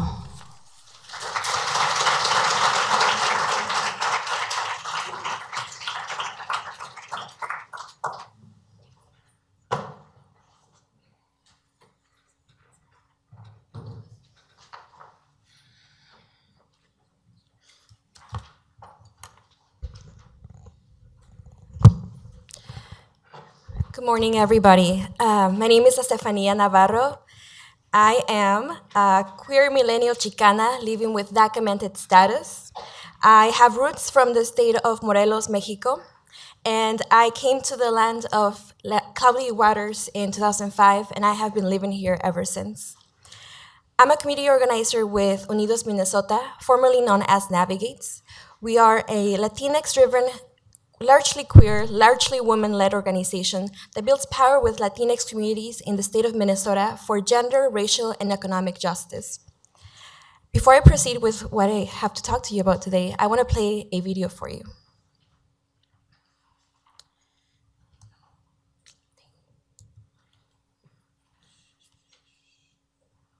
Minnesotans come from people that always found a way when there was no way. We come from visionaries and elders that did their part for all of us to have a better chance at opportunity, prosperity, and the pursuit of happiness. But some politicians want to criminalize our sanctuary spaces for their personal political gain. They use divide and conquer tactics to distract us from what really is important for all of us. These corrupt politicians point a finger at immigrants, Muslims, refugees, while they hand more and more to the already rich. But our communities are wise, strong, and much greater than fear. So when those driven by hate show us who they are, we must show them who we are. That's what sanctuaries are for. A sanctuary is a place where all lives are important because we recognize that our destinies are connected. Sanctuaries are about all of us, our children, and the future of Minnesota, because no matter how old we are, our heritage, ability, who we love, where we come from, all of us are sacred. The worst events in human history were not inevitable. They happened because there was not a mass movement to stop them. We are the people not doomed to repeat history. We're the people ready to show up at the polls.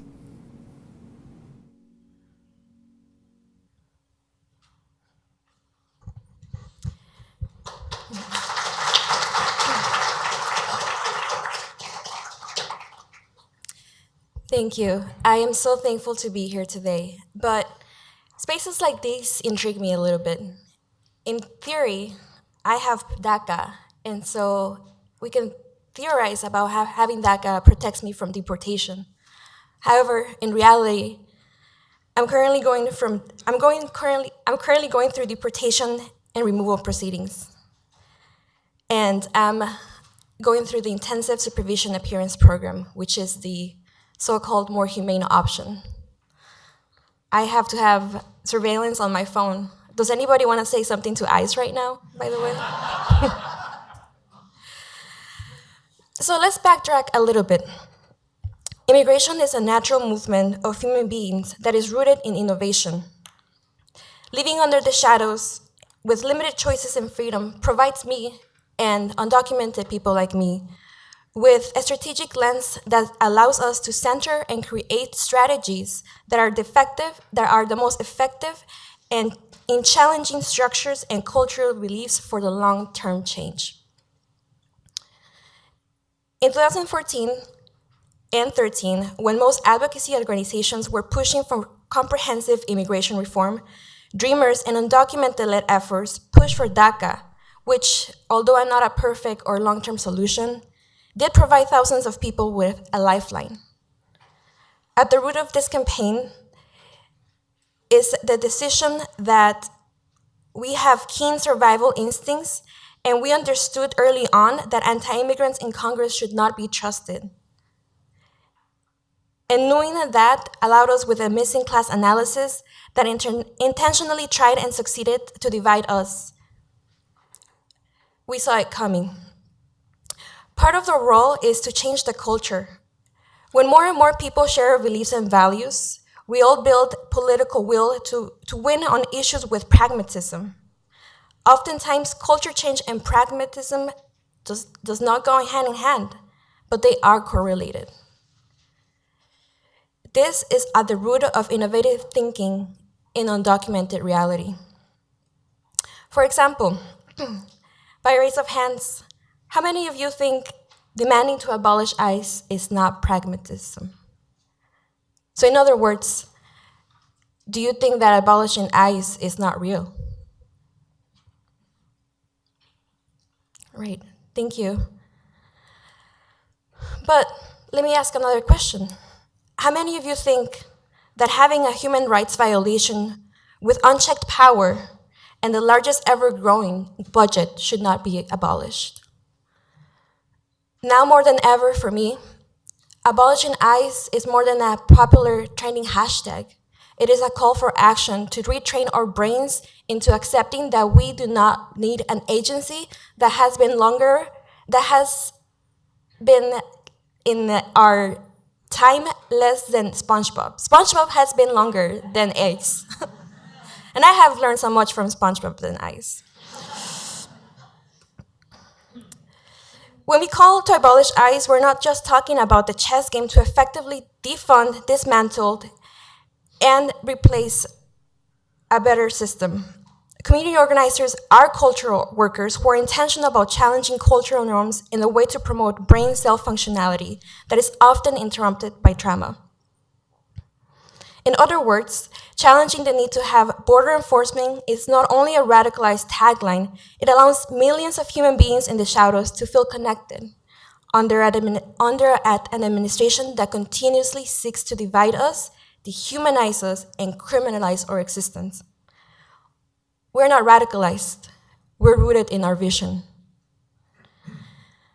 Being rooted in vision also comes with our truths.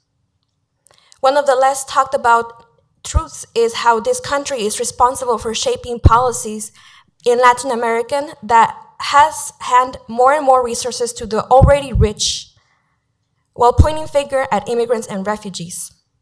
Historically, this effort has been bipartisan. Treaties like NAFTA or exported energy reforms are policies created in partnership with greedy corporations that are allowed to operate in an open border fashion and are free to profit from my and yours exploitation. They can pay people whatever they want, destroy the environment, and push out communities. Yet it is 11 million undocumented people like me who are criminalized and persecuted. The main premise of Sanctuary in this video is that we live in a society that values money over human beings, and that we will be the demise of the entire humanity and our planet if we don't talk about long-term change. In societies, this process may take decades or even centuries to occur. But as folks living with the urgency of system change, we don't have decades or centuries. Our jobs is to support moments that can collectively bring us to a people and planet-centered cultural evolution. As a result, people oftentimes call it will, political will, which for us is not happen. It doesn't happen magically. Political will can and be, and it does. Political will is not just magical. It happens and is created. And my role and your role is precisely that. The work that we're doing is not just for ourselves and for our generation. We are thinking ahead of our times, and that is why we are innovators. Thank you.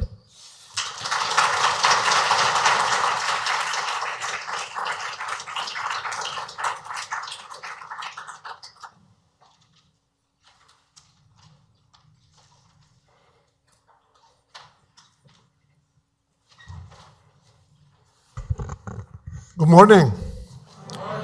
How's everybody feeling today? Good.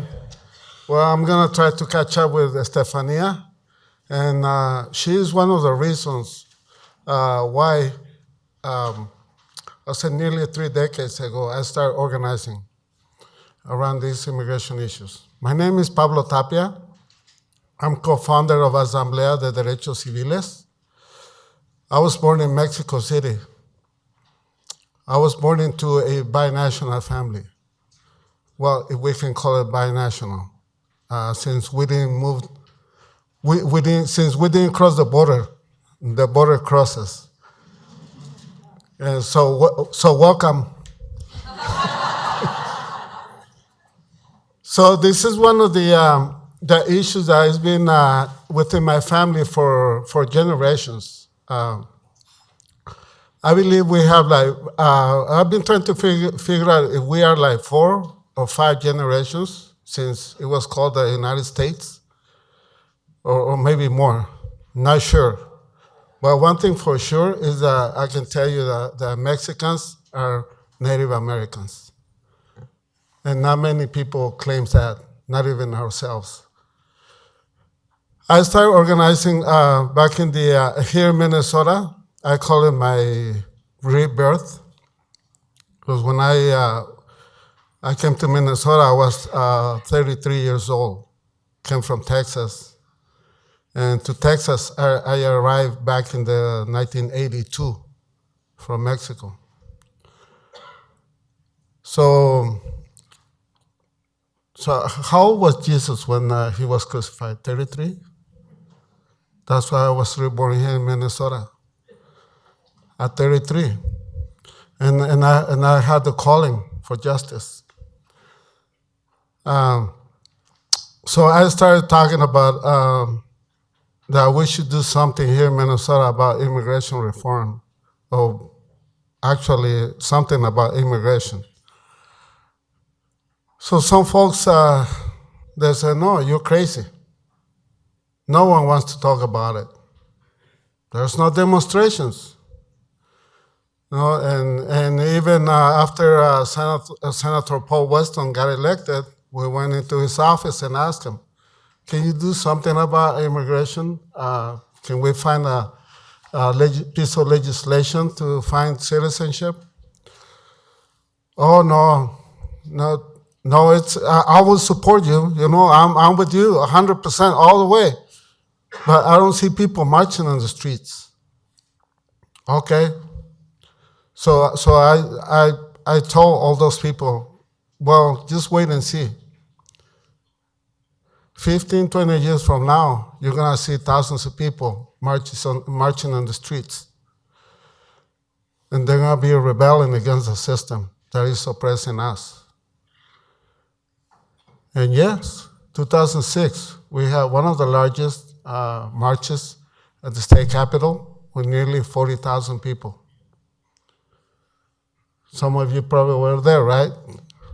Some of you probably were too young to go by yourself. So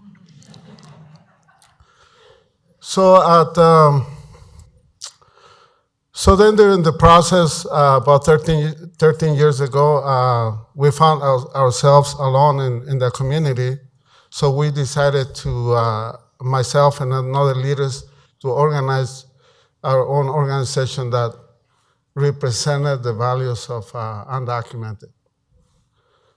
So we founded Asamblea de Derechos Civiles. Can you repeat that for me? Asamblea de Derechos Civiles. Yeah, that was your Spanish class for the day. Someone said, well, why don't we go with the word in English? I said, no. I mean, that's our native language. We're not going to please the system by selling our values and changing our language. So that's how we go by, Assembly for Civil Rights in English. And we've been having a lot of struggles as an organization, the 5-foot driver's license, and it's been long time ago that we started a fight with Governor Jesse Ventura, whose Commissioner of Public Safety was the one responsible from taking the right for undocumented to drive.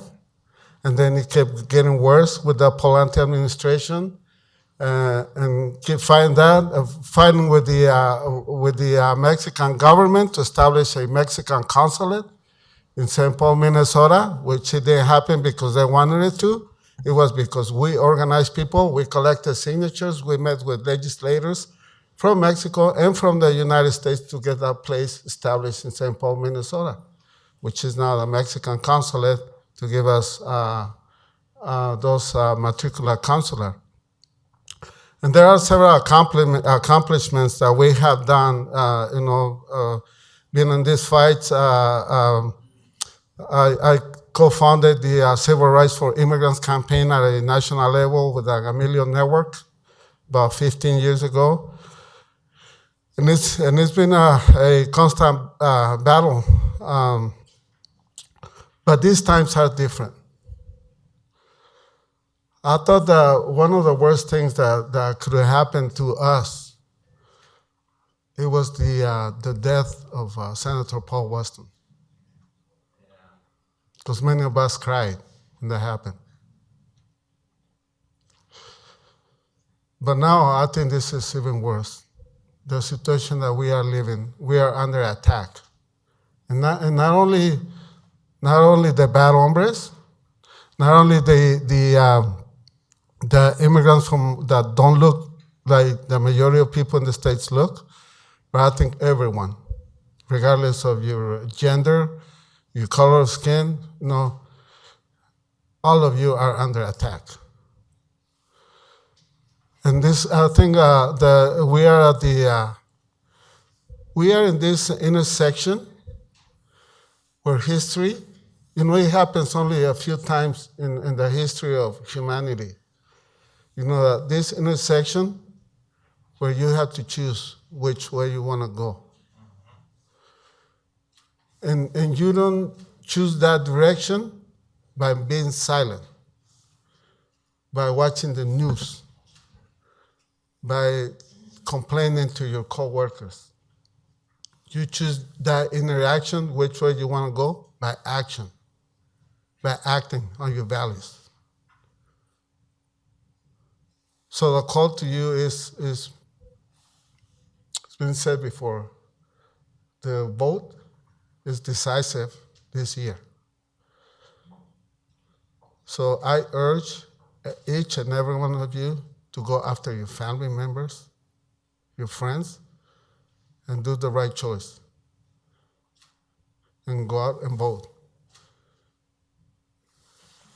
I'm sick and tired how we have been treated in this country, that we have contributed for a long time. I myself have contributed thousands and thousands of dollars to Social Security, which I'm never gonna see. I will never collect those benefits. So multiply that by millions. I'm sick and tired of seeing the images of children being separated and traumatized for life from their parents. and I'm sick and tired of the indifference of a lot of folks in our community that think that this is just a trend. Let's move on to the next news. I think it's time. We're at this intersection, and it's up to all of us to make sure that we stop that craziness, that madness, because things are not going to get better. And you know, one time I told the Star Tribune in an interview, they said, so why would you leave us with this interview? And I said, you know, I'm afraid that this issue is going to take more than my lifetime to get resolved. That I might be dead by the time things are fixed. And look, I'm not getting any younger. Yeah, it's been almost 30 years in the fight. But luckily, we have leaders like Stefania stepping out the plate. Yeah, we have a lot more like Emilia stepping out the plate. So some of us cannot rest easily, but we feel comfortable because we know they're out there too, shoulder and shoulder with us, with Isaiah and other organizations. And I think we're in the right path. It's just going to take us a little longer. You know, the story says that Moses, took about 40 years lost in the desert. How many years we've been fighting for immigration reform? So I don't want to sound pessimistic, but I want to be realistic. But without you, we're not going to be able to overcome this struggle. We're not going to be able to defeat the mass incarceration system that is behind all this suffering. Because that's all it comes down to, profits. Yes. That's why there's all this big money coming from Wells Fargo. If you have an account with Wells Fargo, you should be guilty because they are one of the banks that is profiting from money from these mass incarcerations of immigrants and people of color. So that'll be your call to action. Get your money out of Wells Fargo. There's a lot of good credit unions out there. No? I'm not going to do any advertising for anybody. Yeah, especially if this event doesn't get funded by them. So my thought is that this all comes down to mass incarceration. They corrupt politicians. Politicians make tougher laws or laws that are easier to be broken, right? And then we get the people in jail, and we all make money except those folks. Like they said in that documentary, what's it called, Immigrants for Sale? We just treat them like hamburgers. That's how they're treating us. So, and I know many of you are law students, most of you, right? Yeah, am I right or wrong? No, not many of you? Okay, well, no, oh, okay. Well, no, just to think about this, this issue that we have in our communities is only a symptom of what's bad with our laws. And Dr. King said that he had the most respect for those that will break the laws because they were demanding for good laws. So every time, you run into someone that doesn't have documents, or someone that is related to someone that doesn't have documents, think about that idea, that we are not undocumented because we choose to. It's because we are demanding the system to create a law that we can follow. Amen.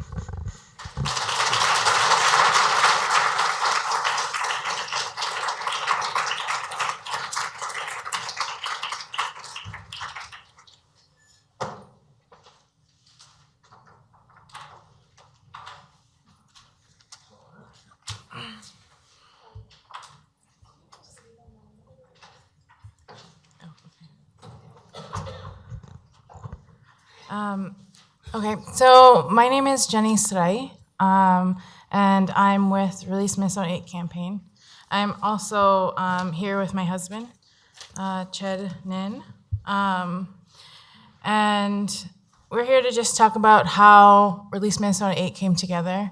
Both Ched and I are Cambodian. My dad came to the U.S. in 1976, fleeing war and genocide. Ched's parents came in 1986. He was 6 years old. And from that, both of us have lost siblings. And so our parents came and tried to make a new life for themselves while trying to figure out how to deal with the trauma that they had just experienced. Ched and I, we've known each other since I was about 10 years old, which would make you about 14. And we grew up in a small town, Faribault, Minnesota. Our parents worked in the factories out there. And years later, we ran into each other again, just visiting our families in Faribault. And at that point, we were sort of trying to figure out things in our lives, and the connection, I used to have a crush on him too, so. But he was too old at that time. So, and then he was trying to hit on me when we were in our 30s, and I was like, what? And so we got back together, and it was really beautiful because we had struggled a lot with finding love and all of that. And so finally I felt like, wow, this is what being in love really is, So I had, finding love was just very difficult for us. And so when we got together, it was a beautiful thing. And we right away grew our family and located in Farmington, Minnesota. So that's where we are. And then in August of 2016, I knew Ched had an order of removal.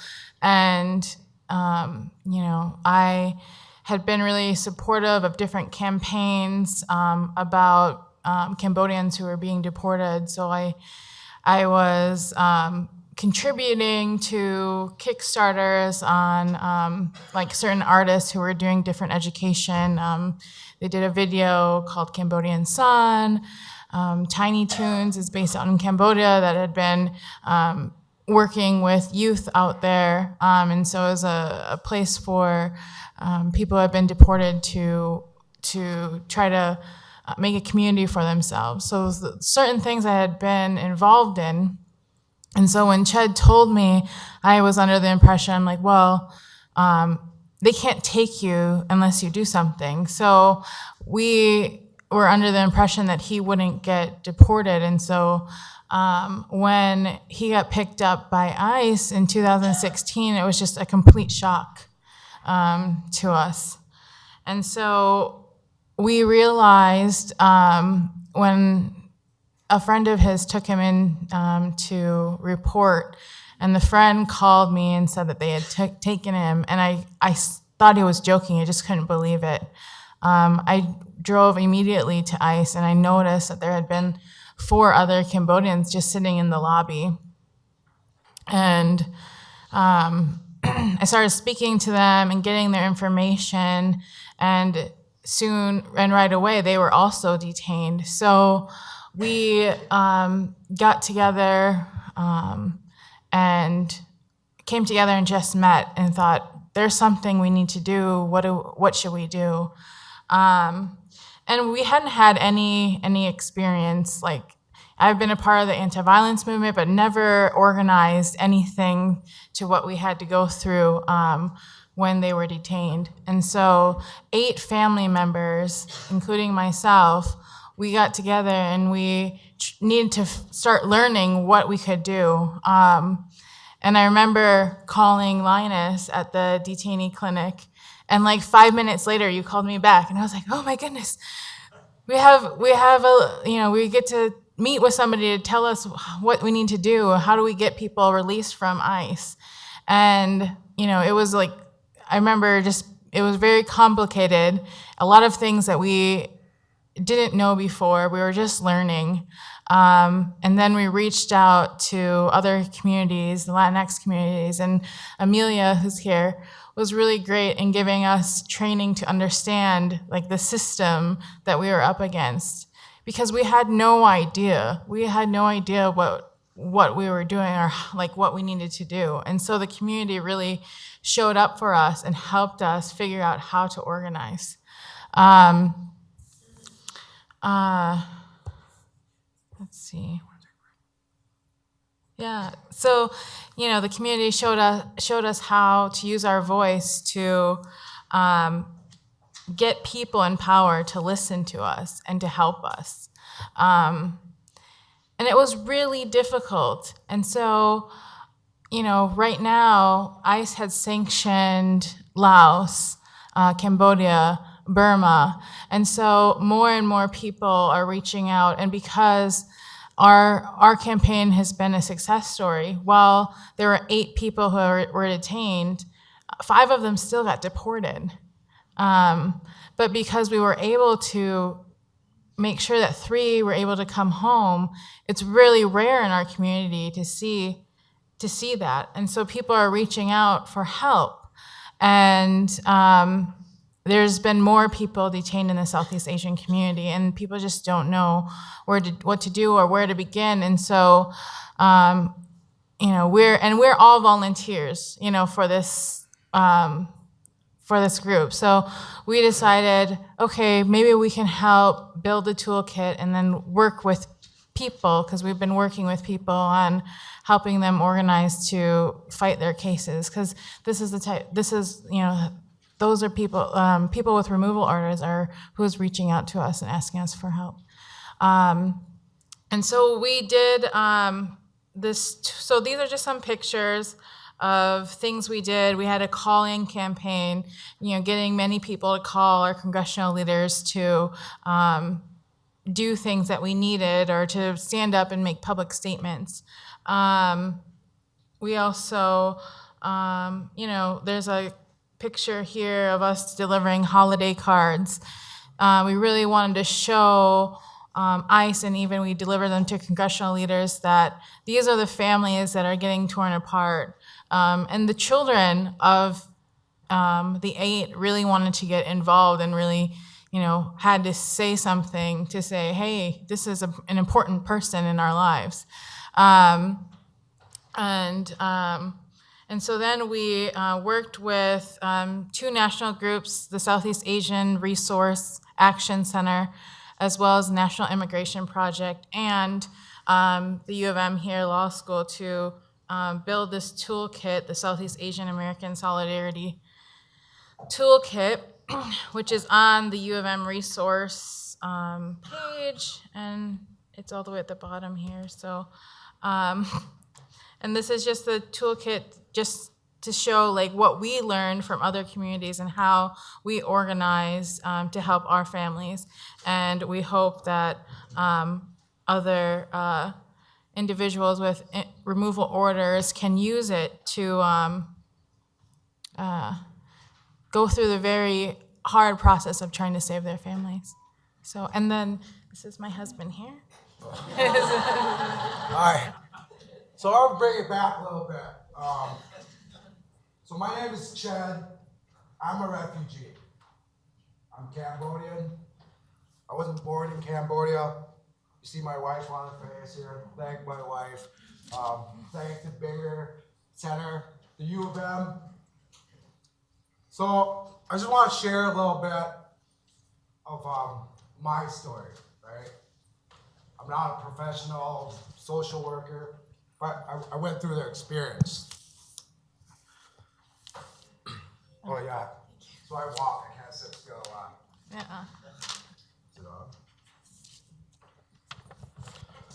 I guess what I want to share first is, so I have 5 kids. Jenny, I have 6 kids now.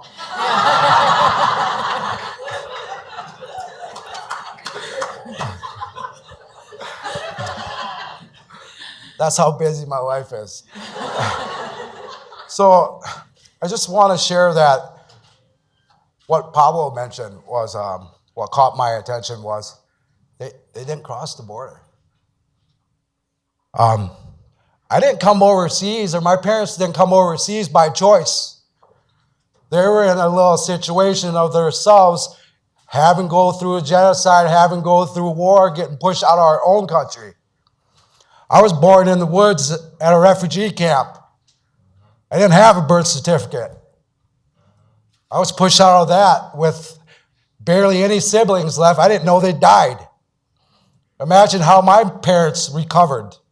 Let's push them down to the Philippines. They didn't have, who had a game plan on how to recover and heal from war, from trauma, from genocide? Obviously, there was one implemented. We all came to America. I settled in America in 1986. I saw snow for the first time, but I wasn't sure what's taking place, right? Okay, my parents are gonna provide for me. I've lived in Minnesota for 33 years. I went to high school here. You know, I made mistakes in my life. I gained a lot of children, and I love them. I love them dearly. But I should be able to recover from my mistakes, just like everybody else in this room that lives in this country, that pays taxes in the state. Because my kids count on me, right? So does everybody else's kids that are getting deported, right? So does the family members of the 5 families that went on this journey with me, but did not get to stay in America, right? I want to share the importance of organizing outside in our community, and then also recognize how important it is to organize inside, right? Because, you know, while we're locked up, we're traumatized, we're all thinking one day we're going to be free. But we're counting on who? Our family and our loved ones. We surrendered everything because, you know, for all we know, we're out of here. But we knew, or we understood the fact that we have to allow our families to fight. We have to allow them to strategize and reach out to folks in the community and share our story. Why? Because it seems like there is a little problem with our community. They look at Ched as a bad person. He made a mistake, right? Instead of a father, an active community, there's a painted picture of, oh, this guy needs to be deported, right?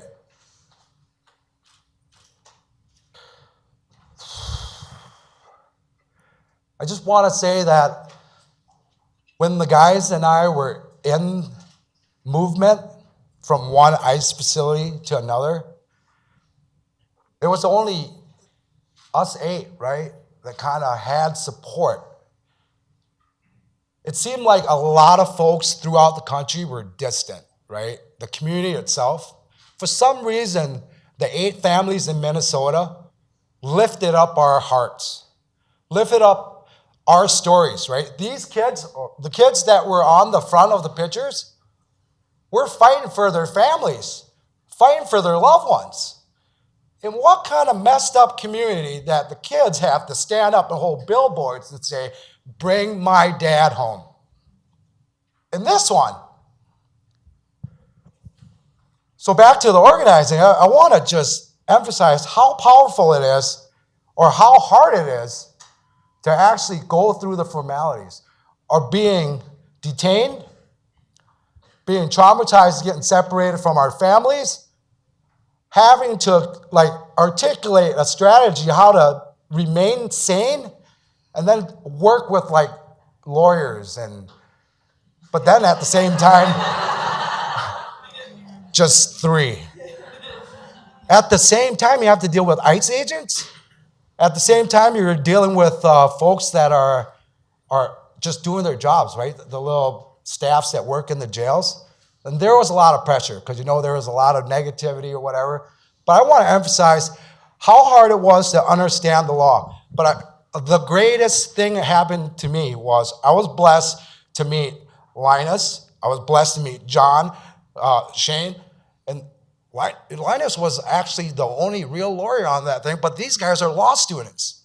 Imagine how hard it is for me to go up there and be like, oh, this is the biggest case of your life, and you got 2 law students and 1 professor. Right? But I didn't have a choice. They were awesome. They went through every scenario possible. They had proven the facts. They made sure I understood the facts and the importance of having these facts. Why would I say this sentence, right? Why would I share this story? Why would I continue to fight? Because at one point in time, the question came up to me was, do you want to pursue your case this way, or do you want to pursue your case this way? And one of the alternatives was, well, you might get out early here, and this one, it's a longer fight, but you might not get out. How do you have a conversation with your wife on the very last day where, hey, if you don't win, you're gonna get deported, right? And I had folks criticize me, even the staff that very day when I was doing the travels to the court. Why are you giving all your stuff away to your brothers and sisters now? You're gonna come back to this detention center. I go, no, I won't. I've sat there. The importance of my wife and the community sending me information to be on the same page, as the community, it's so powerful. Because we all could have sat there and been like, oh, if we don't know what to do, what to do now at 8 a.m., 9 a.m., 10 and 11, because that's what they want us to do. They want us to be depressed and have no idea how to go on. That's why they moved us around from every single facility that's privately owned. So our families can't get in touch with us. But I want to go back to John and Shane. These guys are so smart that every scenario that they came up with and the questions that they brought to me that were really difficult for me to answer was really comfortable. I was comfortable with answering them. I'm comfortable now talking to you guys, but I wasn't that person, right? But when I was in the courtroom, everything was so difficult. But when I looked out there and I saw John, I saw Linus, I saw my wife, my kids, and everybody from the community that I didn't have conversation with, but I knew their heart was in it, right? Because they looked at me, they smiled. When I was having a hard time to breathe, they smiled and they made it easier for me to answer these things, right? As we talk about how we connect with folks that are directly impacted, we need to understand them, right? How they feel, how they heal, how they want to fight. Or if there's a fight, right, at all. Because it has to come from them, right? Their families and lawyers can advocate, but if the fight isn't inside each one of us to live a life where there ain't deportation, where families aren't getting separated, where a country's moving vans and buses and airplanes of people around just to create money, I probably talk too much, but I want to share one more thing. I know I'm out of time, but so I'm not even a citizen, right? I do civic engagement work. Why is it important to this guy that's not even a citizen to make sure everybody else goes and vote? It's important to me and my family because the people that should be in seat should be the people that care about these tough topics. The folks that should be in these seats are the folks that care about my family. I got a big family. The only way I can become a citizen is to ask for a pardon. So, you guys, so Release Minnesota 8 is a movement that helps families kind of understand the process of the immigration policies. But more importantly, we're there to support families when their family members get ripped out of their homes. You know how hard it is to sit there and work with a mother and a wife knowing that there is a chance that they're going to lose their loved ones? But just to be able to share with them the crap that I went through, and they're like, oh, I feel just that much better, right? Just that much. It's so worth it. It's so worth it. Thank you, guys.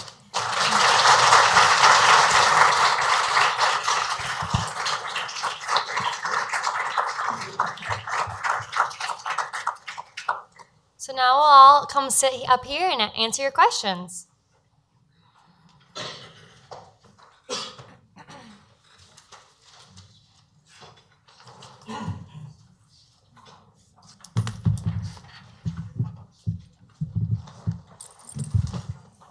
And I'm going to encourage all of you to speak loudly into the mics. And for those of you out there who feel comfortable standing up when you're asking your question, maybe it'll take us one less second to find the voice.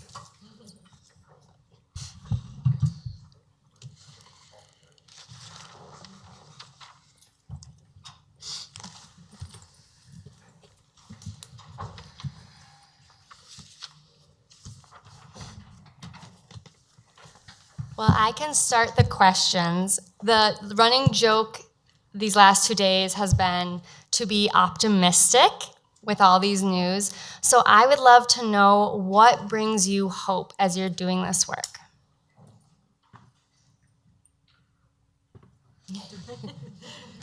Yeah. Okay, I want to go first. What gives me hope is that I believe that out of these hard moments, there's a big opportunity for all, and this is where my hope lies, in the actions of millions of individuals will create this collective this collective power to act as one, to put us back in the right track and to protect the most vulnerable. That's the hope that I have. Yeah. What gives me hope is healing intergenerational trauma and knowing that I'm undoing the trauma that my ancestors have lived through, but also that my descendants, and I'm not just talking about the ones that hopefully one day I will give birth to, but all of you here as well, our descendants, will no longer have to go through this trauma. And sometimes it's hard to find hope in my situation specifically. Most days I don't have hope for the future. We're living in very trying times, but sometimes it's not about having hope for the future, but just having and living through one day at a time.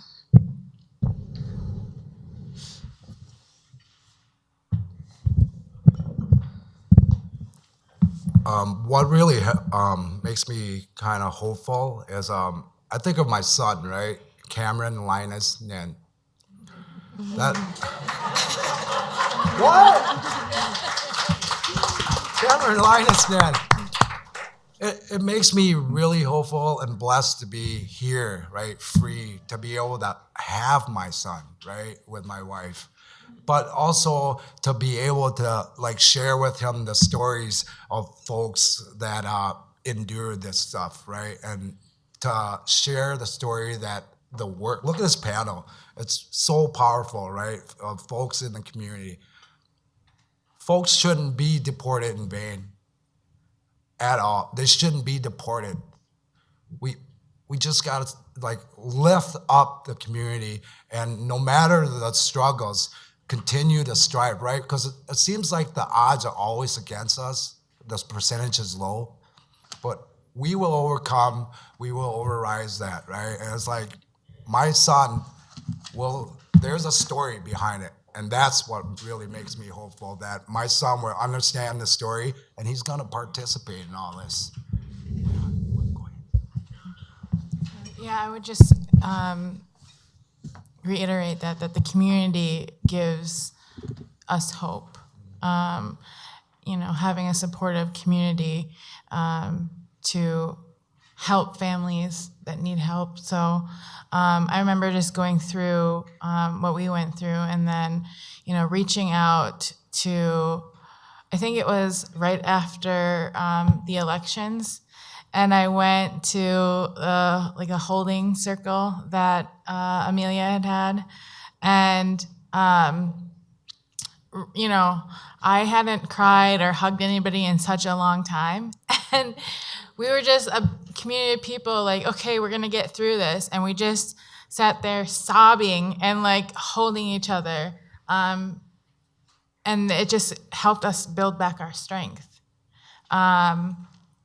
So the community gives me hope, and our son, he's 3 months old, so had we not had been able to fight and get Ched back home, we wouldn't have been able to have, Cameron. And so, we want other families to be able to experience this, beautiful thing that we were able to experience. So. What gives me hope is you. Every single person here.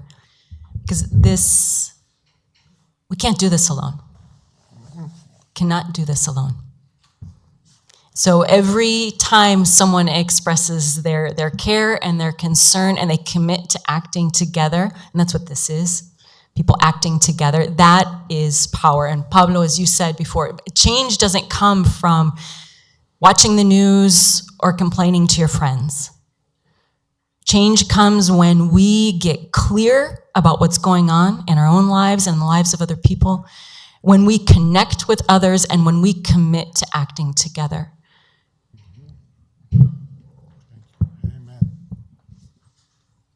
I have a question, unless, hi. Thank you all so much for your courage and sharing your stories. It's really inspiring to hear. I confess I am an attorney based in DC. So something I've recognized a lot through my work is this huge disconnect between litigators and people in offices around the country trying to achieve many of the same objectives as people in the field who are on the ground providing services to folks in detention centers. How do we make sure that we continue to listen to the communities who are most directly impacted by all of the worst policies that are happening right now, and lift up their voices and let the communities who are impacted guide the direction that we should be going in terms of setting our agenda and affecting the change that we need to see? It's kind of a complicated question, I'm sorry. Well, you better come to the community. So we're with Release Minnesota 8. Go ahead, go ahead. No, go ahead. No, go ahead. Shots Okay. out. No, because I think this is a place. Starts right here, and every time you see an event, where any organization present here or not present that is working around civil rights for immigrants, join, come and listen, come and talk to the families, come and listen to the stories, come and meet them, go to their homes. Come, there's other places, besides community centers, churches.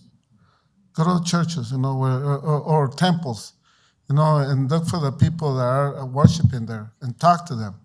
Organize those events, and that's how you're gonna get to know us, because otherwise you will think that everything is fine, that we have the privilege of living the life, as many of you have, but we don't. And neither our children. And so I think that's one way of doing it. And also I'd like to, I think my question to some of you that are attorneys is, why this constant violation of the double jeopardy where people are punished once, twice, 3 times, 4 times, 5 times, endless times here in the States.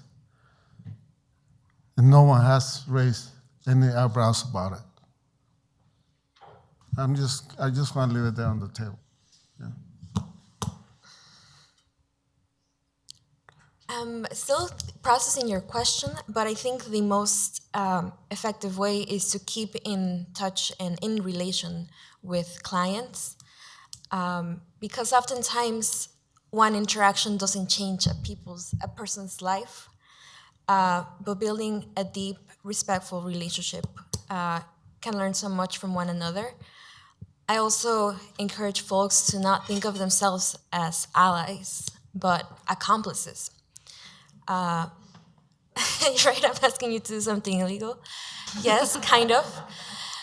What I'm asking you really is to think deeply about what is lawful and why, but don't let that detain you. When we do civil disobedience, we're pushing what the society thinks is lawful. So we need social justice accomplices, not allies. Invest in our communities. Right now, the work that we're doing is hot and sexy because it's civic engagement. But this well is going to run dry after the elections when we have to get to the nitty-gritty work of keeping these electeds accountable. So that's my 2 cents. I just want to iterate again, relationships, just like any relationship that requires time, energy, and effort. Estefania, just like you were saying just a moment ago, that doesn't happen in one visit. I know a number of people who want to be allies, and I agree should see themselves as accomplices, because an ally still, and I experience this, people think, I support you, but still don't really see themselves in it. We're all in this together. And again, I believe that if safety and dignity don't exist for all, then they don't exist for any. And if I think that I'm safe just because I'm a citizen, I think I should think again. So that relationship building requires time, and that's done over time. And that if we think for a moment that we're not all impacted by this is, speaking specifically to the citizens in the room, all of this is done in our name, with our tax dollars, of people who aren't citizens also, by the way, right? This is being done in our name. We are already accomplices. What do we want to be an accomplice to?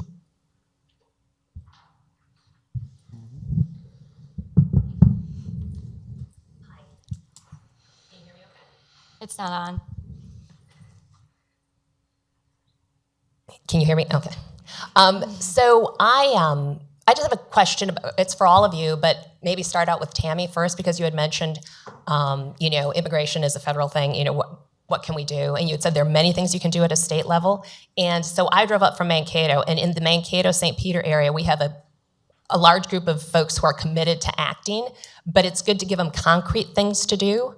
So I was wondering what, apart from the driver's license, apart from voting, raising awareness about issues, perhaps having you down for a training, what are some other things we could do? So there's a lot actually that can be, and I have to say I don't know all of the dynamics that happen at your county level, but here in the Twin Cities, for example, there's a lot that can be done, not just at the state level, but at the county level. Right, so many people here in this room have participated in forums for Hennepin County Commissioner, candidates for Hennepin County Commissioner, for example. So what happens at the level of the jail, right? So to inform yourself, so just backing up, I'll take a step back. How many of you know what the job of your county commissioners is? That's the minority. Okay. How many of you know even the names of your county commissioners? Okay, a few more hands go up. All right, the county commissioners are very powerful, but they tend to fly below the radar, and they like it that way. Hennepin County is the largest county in the state of Minnesota, and the board of of Commissioners manages a budget that is second only to the state of Minnesota itself. It's a lot of money. And so there's a lot that they do. One of the things that you can do then is inform yourselves about what first of all, who they are. Many of them are up for election right now. Who are they? What do they do? I promise you, it's not rocket science, but it is, it's under the radar. And again, like I just said, they like it that way. So also, what is your county sheriff doing? What is the policy of your county regarding people who are in your county jail? Do the people in your county jail, do they communicate directly with ICE? So those are some examples that I can give, and I'm sure that other panelists here can give more. But that's one of the things that I've learned a lot about is county government. And not everyone lives in a city or a town, but everyone lives in a county. So learn about what happens in your county.